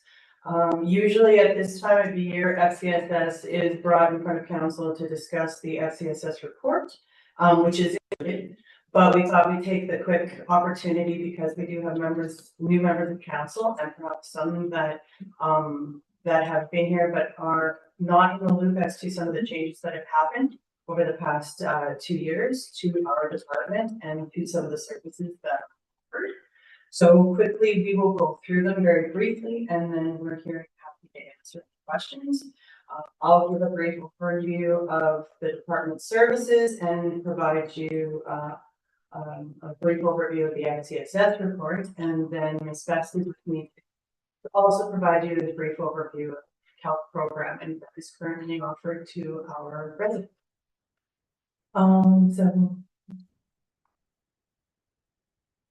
Okay, so an overview of community services. Community services started off as just FCSS, Family and Community Services. That was a very small operation, approximately 20 years ago, 21 years ago, and has since grown. So originally it was a partnership between the town of Mundare, village of Chippen, and Lamont County.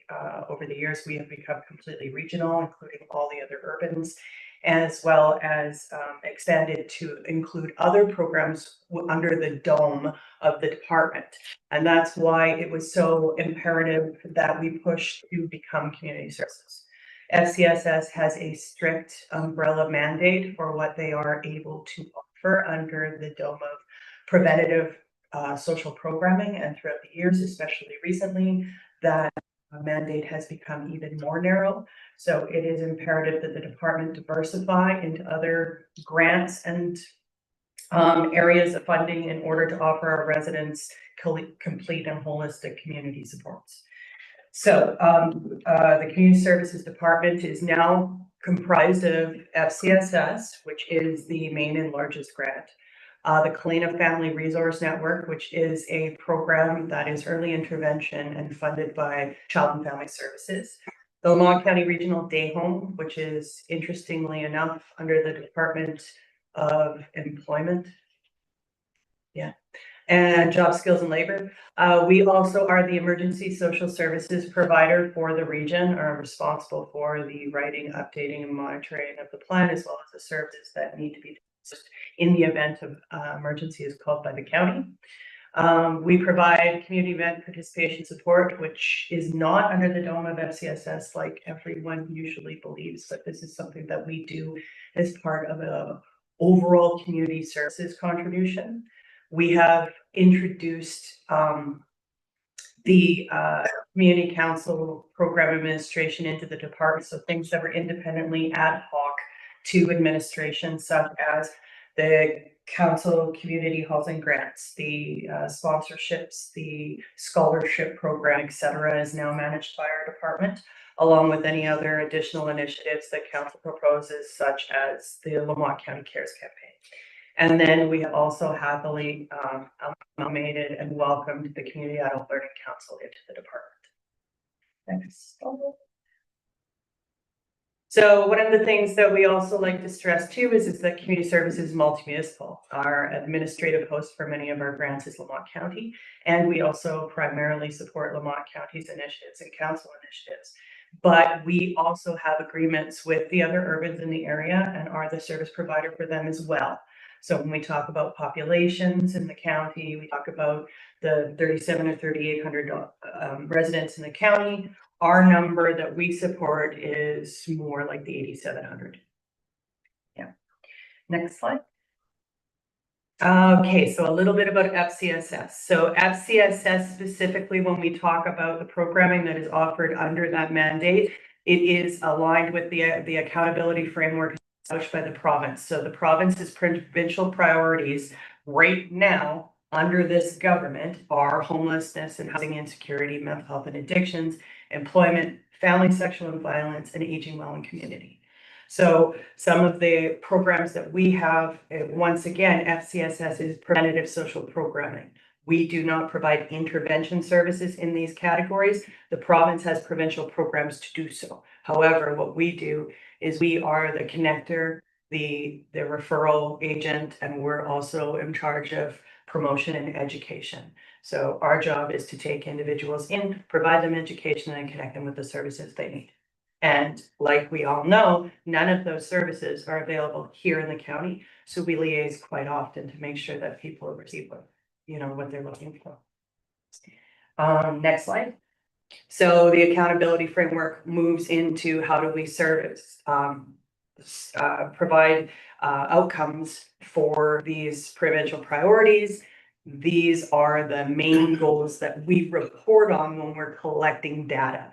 They seem very vague, but under each of them are specific points, once again, that we can measure when we are interacting with individuals or offering a program or service, that we are mandated to collect the data provided to the province to show that what we do actually makes a difference in prevention. So preventative social programming is usually categorized when you look into the FCSS report into 4 major domains: community development support, individual and family programs, seniors programs, child and youth program. Was a very large push.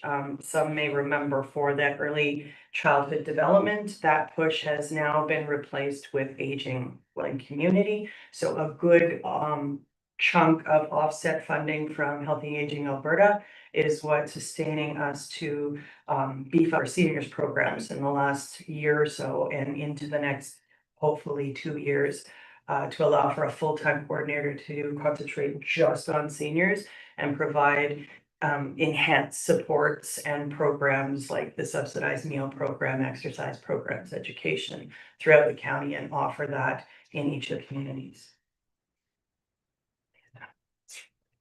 The next is Clean Family Resource Network. We've talked about this a little bit. It's funded by Children's Services, so it is outside the FCSS mandate. It is fully funded, which means that the program is independently part of a network that is, the hub is in Vegreville, and we provide what's called spoke services.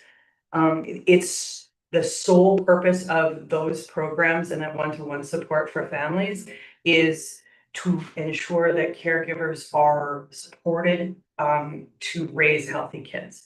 So we work very closely with Taproot, which is a home visitation program, which is also monitored by social services, to work with families that are experiencing crisis or conflict, need assistance with developing healthy parenting skills or connections to resources to prevent them from going into intervention. So we are not intervention. We are early intervention, which means that we are everything before to prevent that from happening. Next slide. Lamont County Regional Family Day Homes. This is a separate contract as well, and it's also completely and totally separated from everything we do by the fact that it stands as a standalone agency. One of the reasons why we still do this is because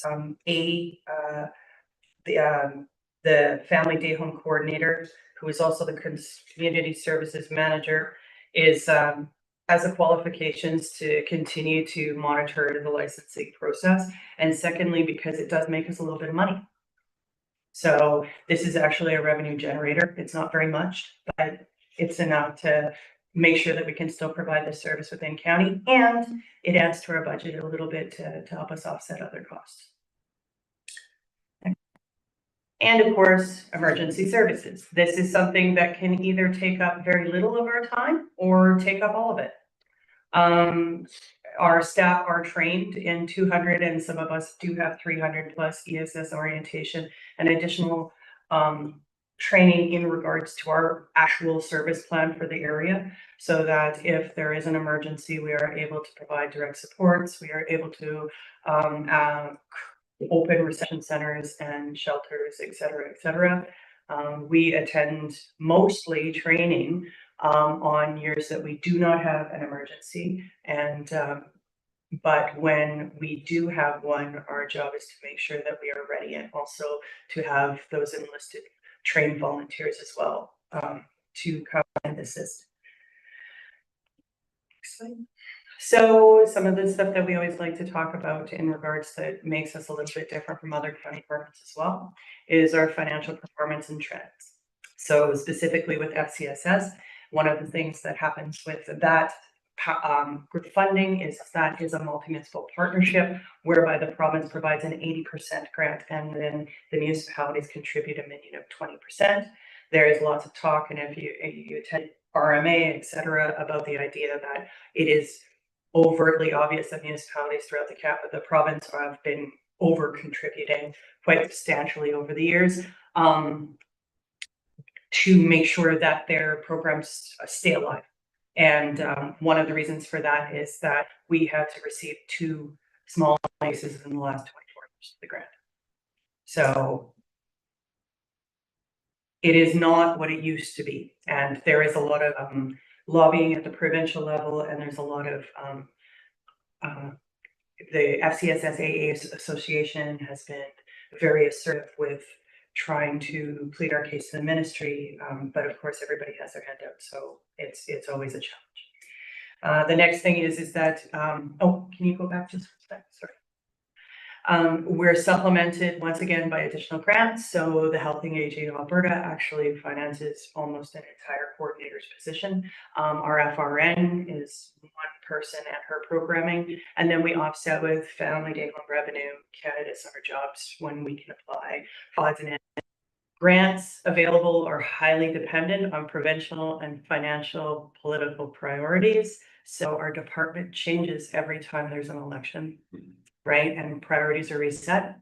We're also highly dependent on industry too. When industry is doing well, they're overly generous, and that means that we get more donations and sponsorships for things like summer programs, volunteer appreciation, and stuff like that. When the belts are tightened, then we have to get creative. CALC is also a beauty-based organization. It's funded through the Alberta Skill Trade and Professions. It's adult education. So that's a different ministry as well. So right now in our department, we have 5 ministries that we answer to between all of our different programs and services, just to give you a perspective. CALC did receive a small increase in 2024 and 2027 grant terms. So that was good news. And budgeting implications. What does this mean? We continue to offer programs and services based on the funding we receive. Right now, we are in limbo, awaiting the province's decision on the FRN, truthfully. So that could be something that, based on what they want to do with it, will continue or will end. And when I am aware, then I will definitely inform council. If funding decreases, then services decrease. And if cost of goods and services increase, we just purchase less. So a little bit different than other departments. One of the reasons why we continue to still be here is because of the generosity of Lamont County and realizing the important work that we do. So over the years, when funding is stagnant and staff are now considered Lamont County employees. So when there's COLA or merit increases, Lamont County subsidizes those rather than having the staff be excluded from that. Next one. So this is just an overview, and I don't have to go through it completely, but this is a slide that shows you a little bit of the perspective of how the department is run. The only thing that is missing from this slide is community adult learning.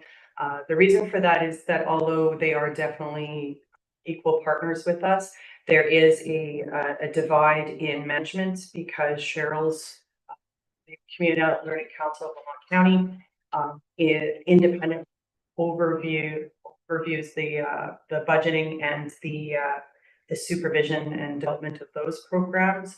And so Cheryl answers to them, and she takes care independently of that piece and follows their direction. So that does not fall under my management area. So my job with CALC is to make sure that the department is integrated and that we are serving our clients to provide them wraparound supports, and also making sure that our programs are aligned to complement each other.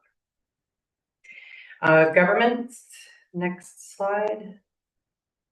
This is once again a little bit of perspective. These are some of the other bosses that we have.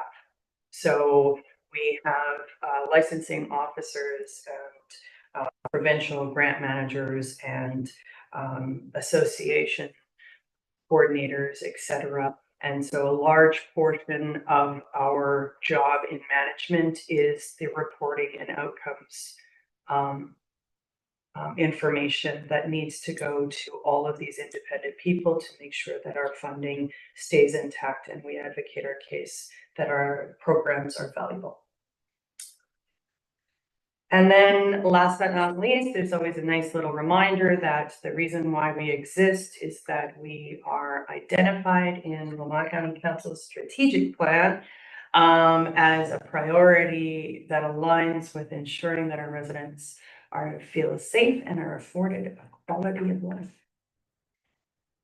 So the next item in your package is the FCSS Lamont County 2025 your report. This was compiled by myself and based on the data collected that we feel council may find of value. Just a little bit of overview when it comes to this report. It does not contain program descriptions or explanations, because then it would be 70 pages long and no one would read it. So we have the programs and services guide that is available on the website with past volunteer appreciation, and is also available to anyone who would like, that offers those descriptions of the services and things that we do. This annual report is purely the outcomes and data that came out of last year to provide some insight on the differences that the programs made, the successes, the drawbacks, and kind of where we stand in the community today. This annual report also goes to all of the other events that are part of the multi-municipal, and it is public information as well. And so without further ado, before I ask for questions on that, first turn it over to Ms. Best, who can give you a little bit of an overview on the community adult learning programs that are currently offered to our residents.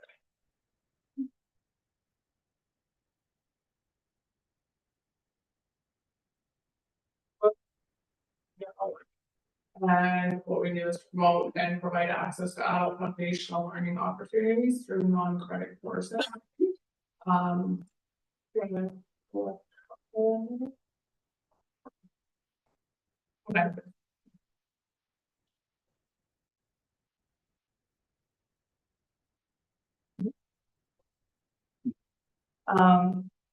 our goal is, it aims to help learners improve their quality of life and find better employment opportunities, and engage in their communities. We do this with programming that is aimed to enhance reading, writing, numeracy, and digital skills. So just as kids go to school to learn, adults need these skills to manage everyday tasks and work effectively. Go to the next one.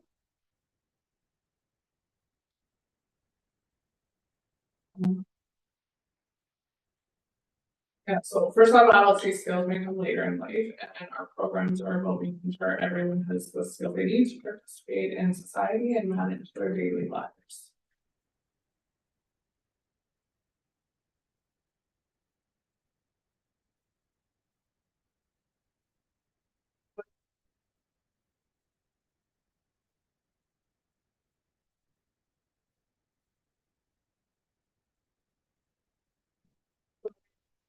English language, English is the second one.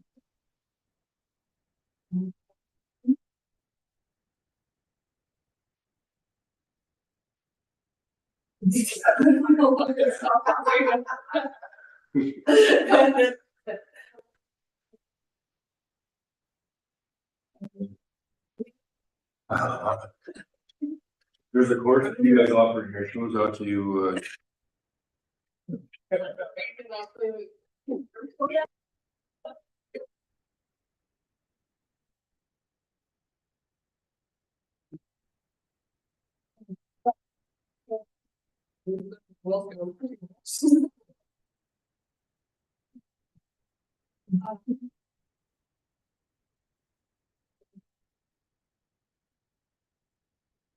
It's done, it's running out of gas. Yeah. It's done.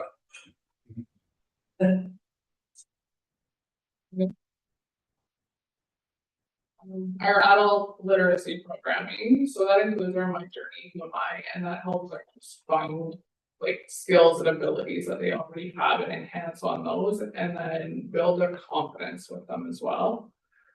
And one-to-one tutoring, which it's typically the resume building and workplace readiness skills.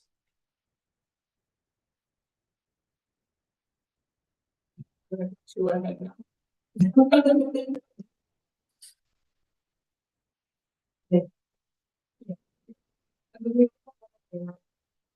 Not when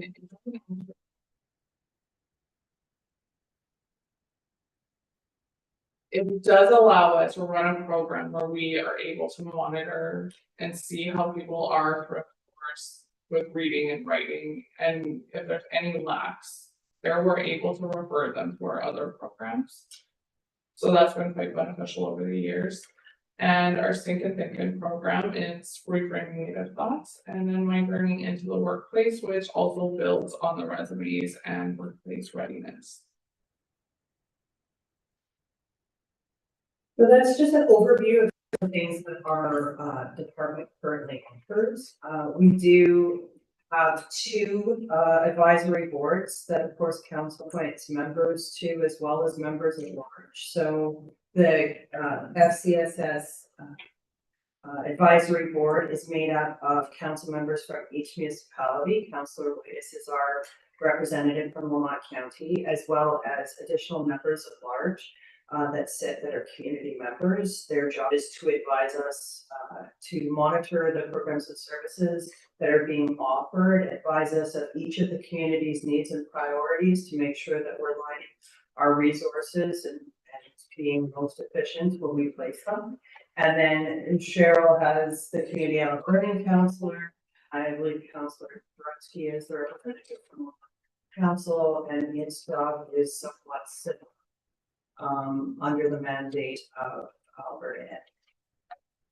We are here to answer any questions that you may have in regards to our services and programs, and at any time, if there's anything specifically you would like to learn about or know about under our department Stone, we are more than happy to bring additional information.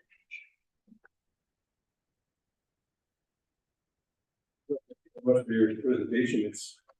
There's some things that run right in you really you guys do care about. Never heard of an infant massage. That's pretty cool. It's been used. It's a good tool. Yeah, right. But no, I appreciate what you guys do and the amount of effort you guys put in, ladies, and put into making sure this stuff is out there for our community is essential. So, anybody have any questions for them or no? Just about the good work. The advertising, I've seen quite a bit more now that I'm involved with it. Kind of flip through before and you look at it now, and the person's involved in it. There's quite a few in the program that's advertised a lot better and noticed. So. You know when the next digital skills for seniors is? Thursday morning. There you go.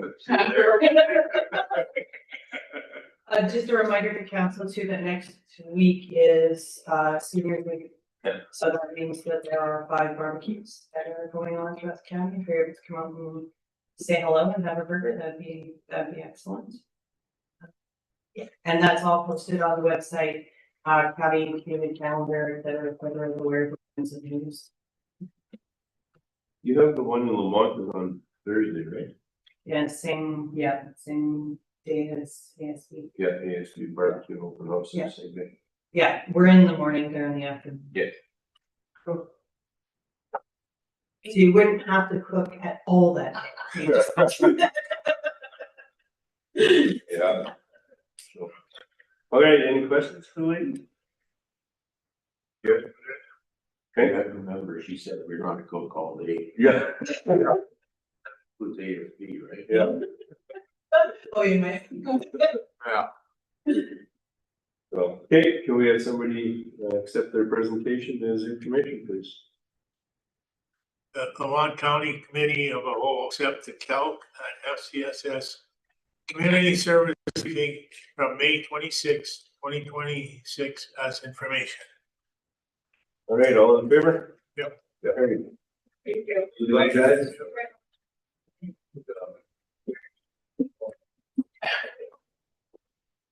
All right, so at this point in time, we will return to the regular council meeting. I can make that motion that Lamont County Committee of the Whole return to the May 26th regular council meeting at 11:17 a.m. All in favor? Yeah. Carried. All right, director's reports. We have a CEO department report from March to May. Yes, Region Council, this is my report for the CU department and the designated service department. Since my appointment on March 26th, there have been quite a few things that have happened, and I just wanted to present them here to you. In the form, a little bit different than it was before, but still mentioning our main goals that we have, and I try to group them the goals as before. So I attended a technical workshop with WSP water line project right on March 18th. Then attended several online projects updates of this project water line project. Then I attended some meetings with the Northeast Alberta Alliance for Community meeting, and I run a procurement presentation. I met with the president of the online for the on WhatsApp. And then development manager person for potential business interests in the county. Also received a briefing from IT together with the lead on and the police officer. Reviewed community priority plans with the LCNP for our recalls. That's very interesting. Then ongoing development and review of council general report decisions. Council has this ICMP. Then we went on with meetings. Council is good. I can transfer proceed to the community.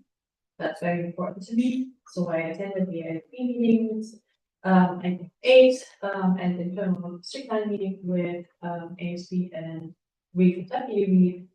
Also attended all the very meetings that we had, including the public hearing.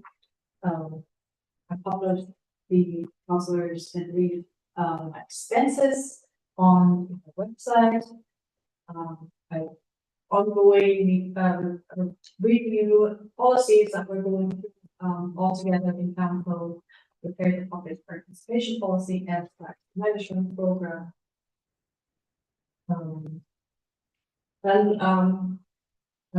We attended the fire chief briefing on fire services grant and regional emergency management services bylaw. I'll be bringing that forward meeting. Reviewing briefings from Director of Public Works, drainage and road closures during the flooding season, and as we have reported to council. We have reviewed council meeting software, had 2 engagement opportunities together with Ms. Hill, looked at different meeting software improvements that we could possibly do, and also looked at technical issues, how to solve our problem that we have with the meetings here. I have reviewed and evaluated the recent use planning software, with the webpage talking about it. And the council awarded it to. Then further on, I responded to, of course, as my duty is to phone calls from residents and ratepayers, updated council on all the issues, met internally with employees, managers, directors, and consultants as required. Also trained Sil in a new role as my help here with council meetings and as my assistant currently. And arrange delegations as you have seen the council with Federal Co-op and Stu about the upcoming West Gold pipeline. Then further on, we are committed to a genuine relationship. So I attended CAO meeting with neighboring municipalities, met with legal counsel on various issues, but and virtually. Held senior administrators meetings. I held 1 extended leadership meeting. Attended Alberta Municipal Clerk Conference as my job as a legislative service officer. I attended the internal MAPP workshop and the public works internal barbecue.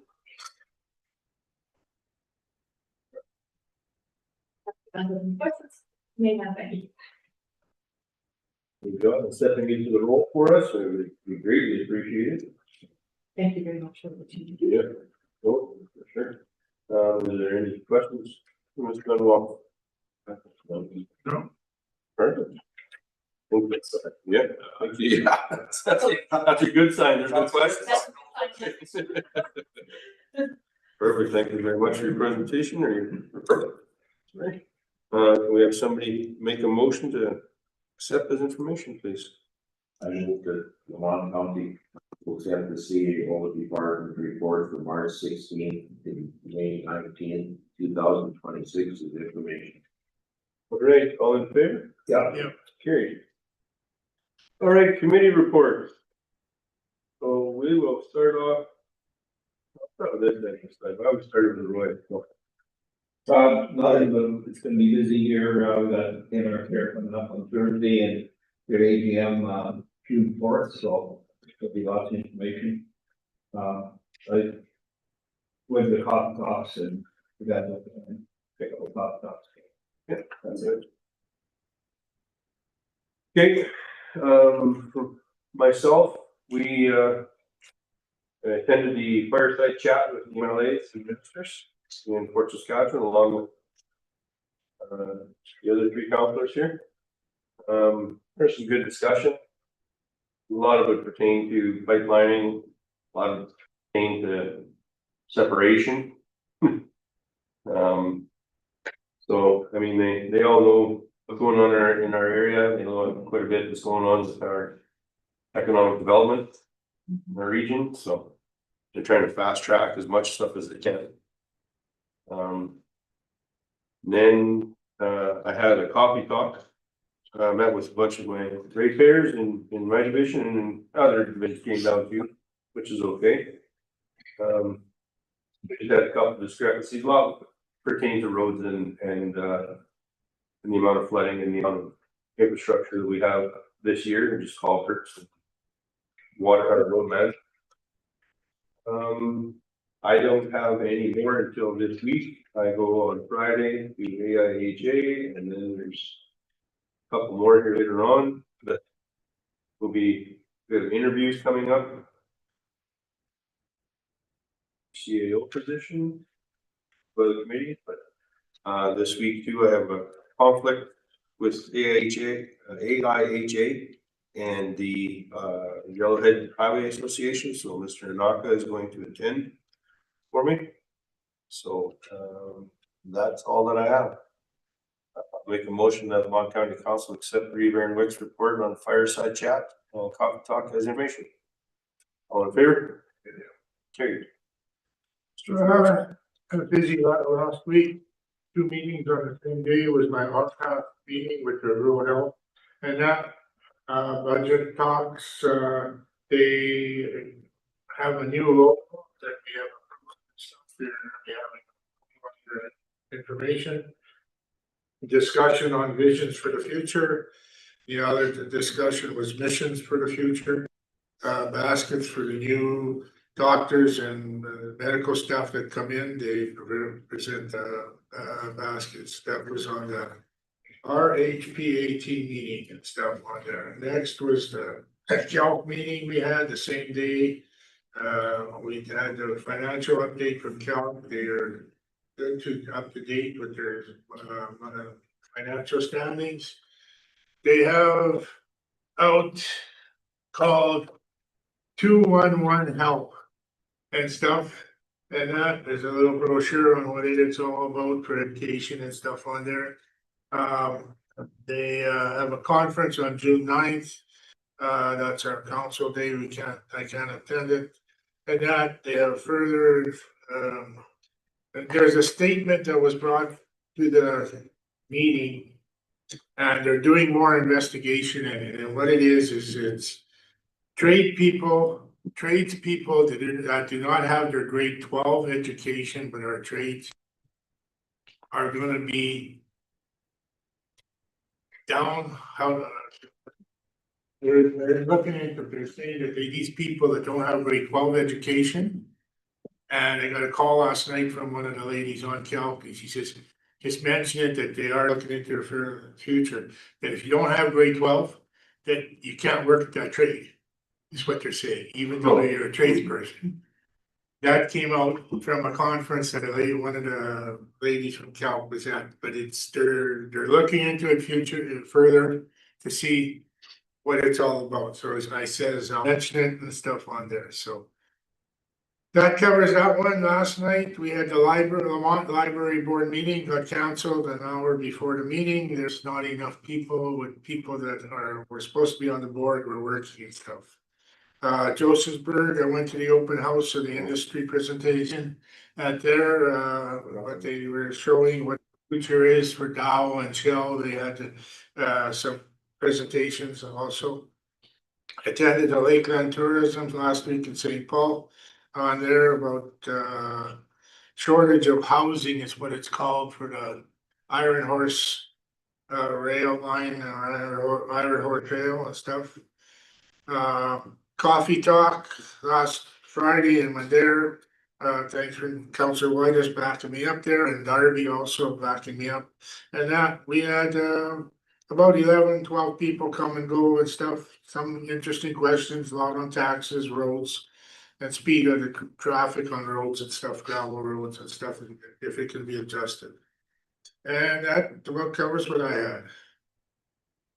All right, busy week, busy 2 weeks. Yeah. That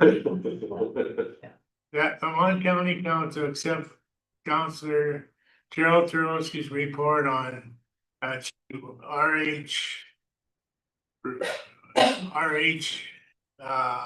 it RHPAT?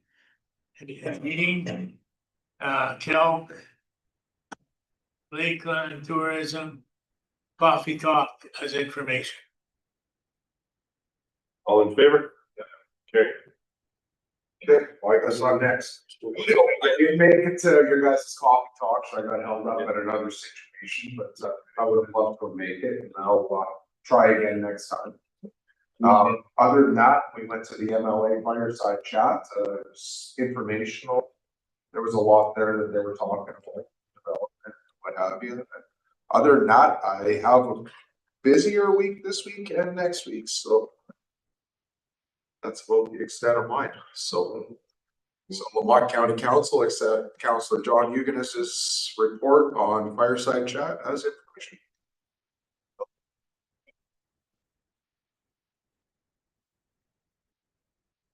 Okay, I've just got some things to add to what other councillors have reported. I also attended the Life of Parkland event in Josephsburg for the presentations by industry there, a lot of trade booths. Then on May 15th, attended the Ukrainian village reopening. It was a media event. They are being opened this summer for visitors. The new replacement building has been designed similar in size, be at the same location. There was a tour of some of the buildings that we participated in.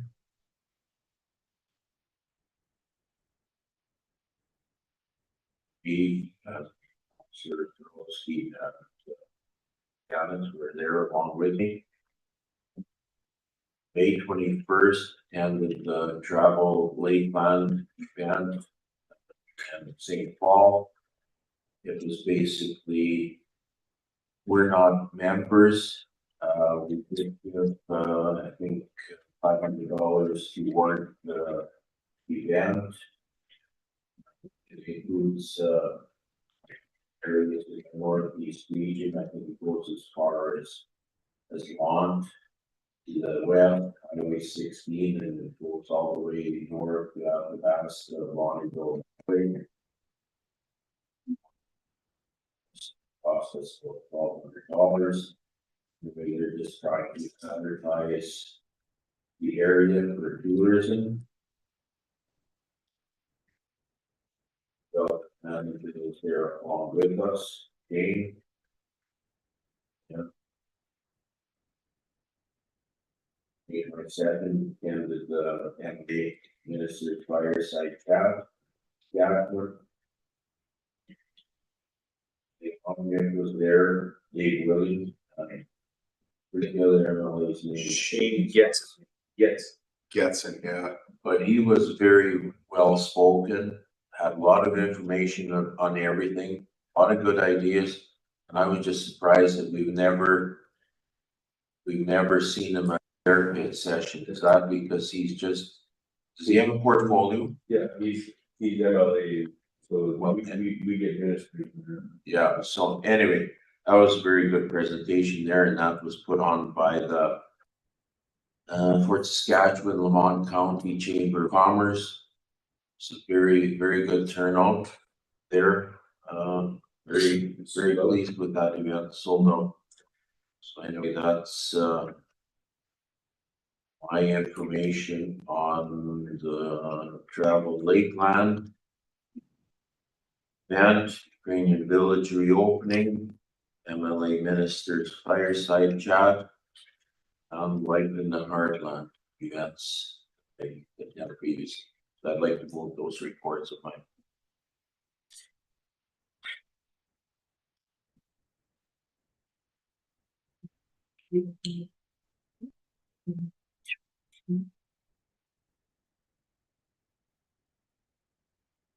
Didn't make the news for 2 seconds. Oh, ITV News had us coming up when we were walking out of the one house. Oh, did they catch us there? Or us, yeah, we're walking up. Oh, had a picture. Oh, 2 seconds. It was on us. We were walking down, so. Yeah, well, I noticed Beard made it into the corner of one of the sheets of the building. Anyway, I will read that. Move the Lamont County Council accept Councilor Roy Necker's report on the flight, the Heartland event, Ukrainian Village reopening, travel Lakeland, MLA fireside chat with information. all right, all in favor? Carried. Perfect, thank you guys for covering some of the ones that we didn't. Kind of had just one out there report on a couple of co-events we all went to. Great. All right, well, is correspondence for action, and we don't have any correspondence for action, so we will move on to correspondence for information. Imagine we've all read through them, and there's policing reports and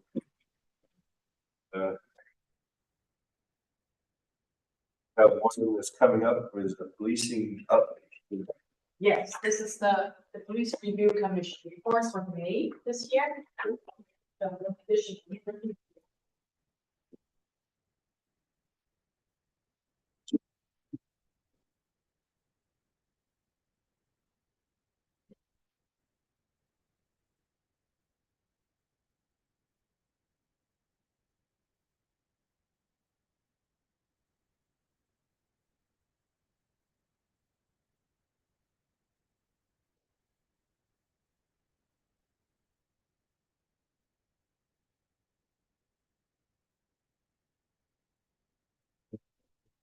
What's Saskatchewan's paper that Scott Landy is the new Yes. senior chief for Saskatchewan? That's right. Did he what? Right. He's the new senior chief. I think is what you call classify him as. That sergeant or something, yeah. He's the man running the show. The district chief, for Francisco. Do we want to go through some of this stuff? Or do we just, you guys have time to read it, it was just policing reports. I read the way, Yeah. interesting things in there.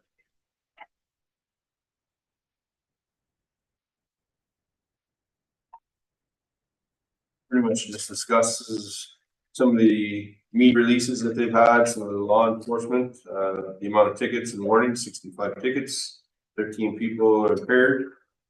300 tickets for warning for arrested for impaired driving. Increase in quarterly, tickets. They've had meetings with us, officials, we just do their timeline and outline, same as They'll probably come, I think they come second or third quarter and do the full presentation. Yes, at the end of the Yeah. last 3 months. So this is just a briefing of everything that's gone on in the area. Same with Fort Saskatchewan. And Vigor, Two Hills, I mean, sorry, and Vigor.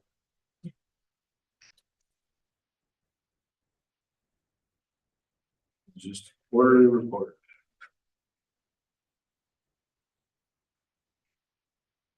You guys have had the opportunity to read it. We will just make a motion to accept the information.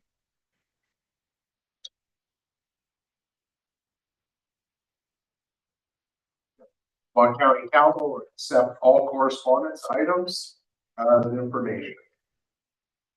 Okay, any questions or concerns? Hearing none, in favor? Yeah. All right. Back into your agenda is your calendar. You'll notice that the ex-service board is having a meeting on Thursday, a barbecue. High school graduation, Mr. Yanis is gonna speak in that one, as my kid is, into a different school. Regular council meeting is on the 9th. Coffee talk for everybody in Riverheim area is on the 10th in the evening. NAGO meeting is on the 11th. NAGO. What is that? Yeah, sure. Yeah. Oh, that is okay. We're done. Except for the Association for World Knowledge. That was the Riverheim. Yeah. We have a regular council meeting. 23rd.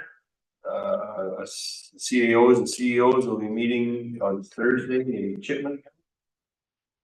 The 25th. The offices will be closed on Canada Day, which is a Wednesday.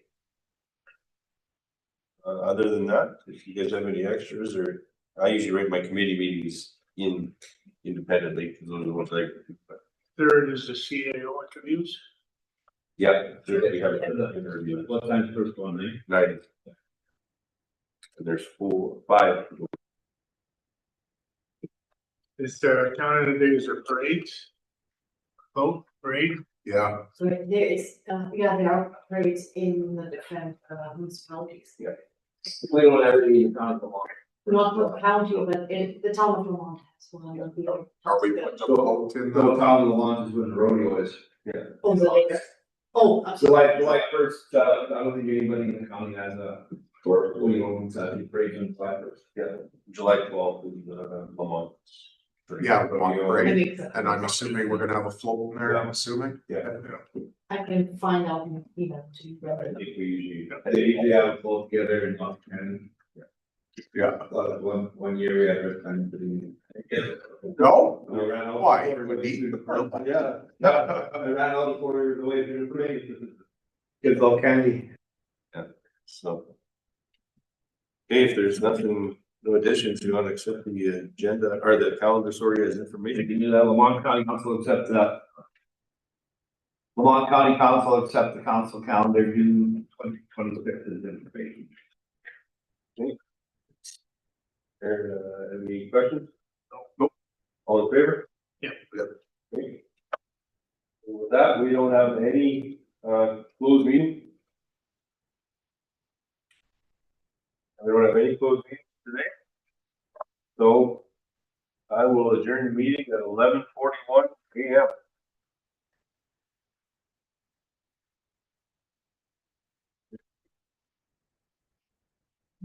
You gotta make it. Anyhow.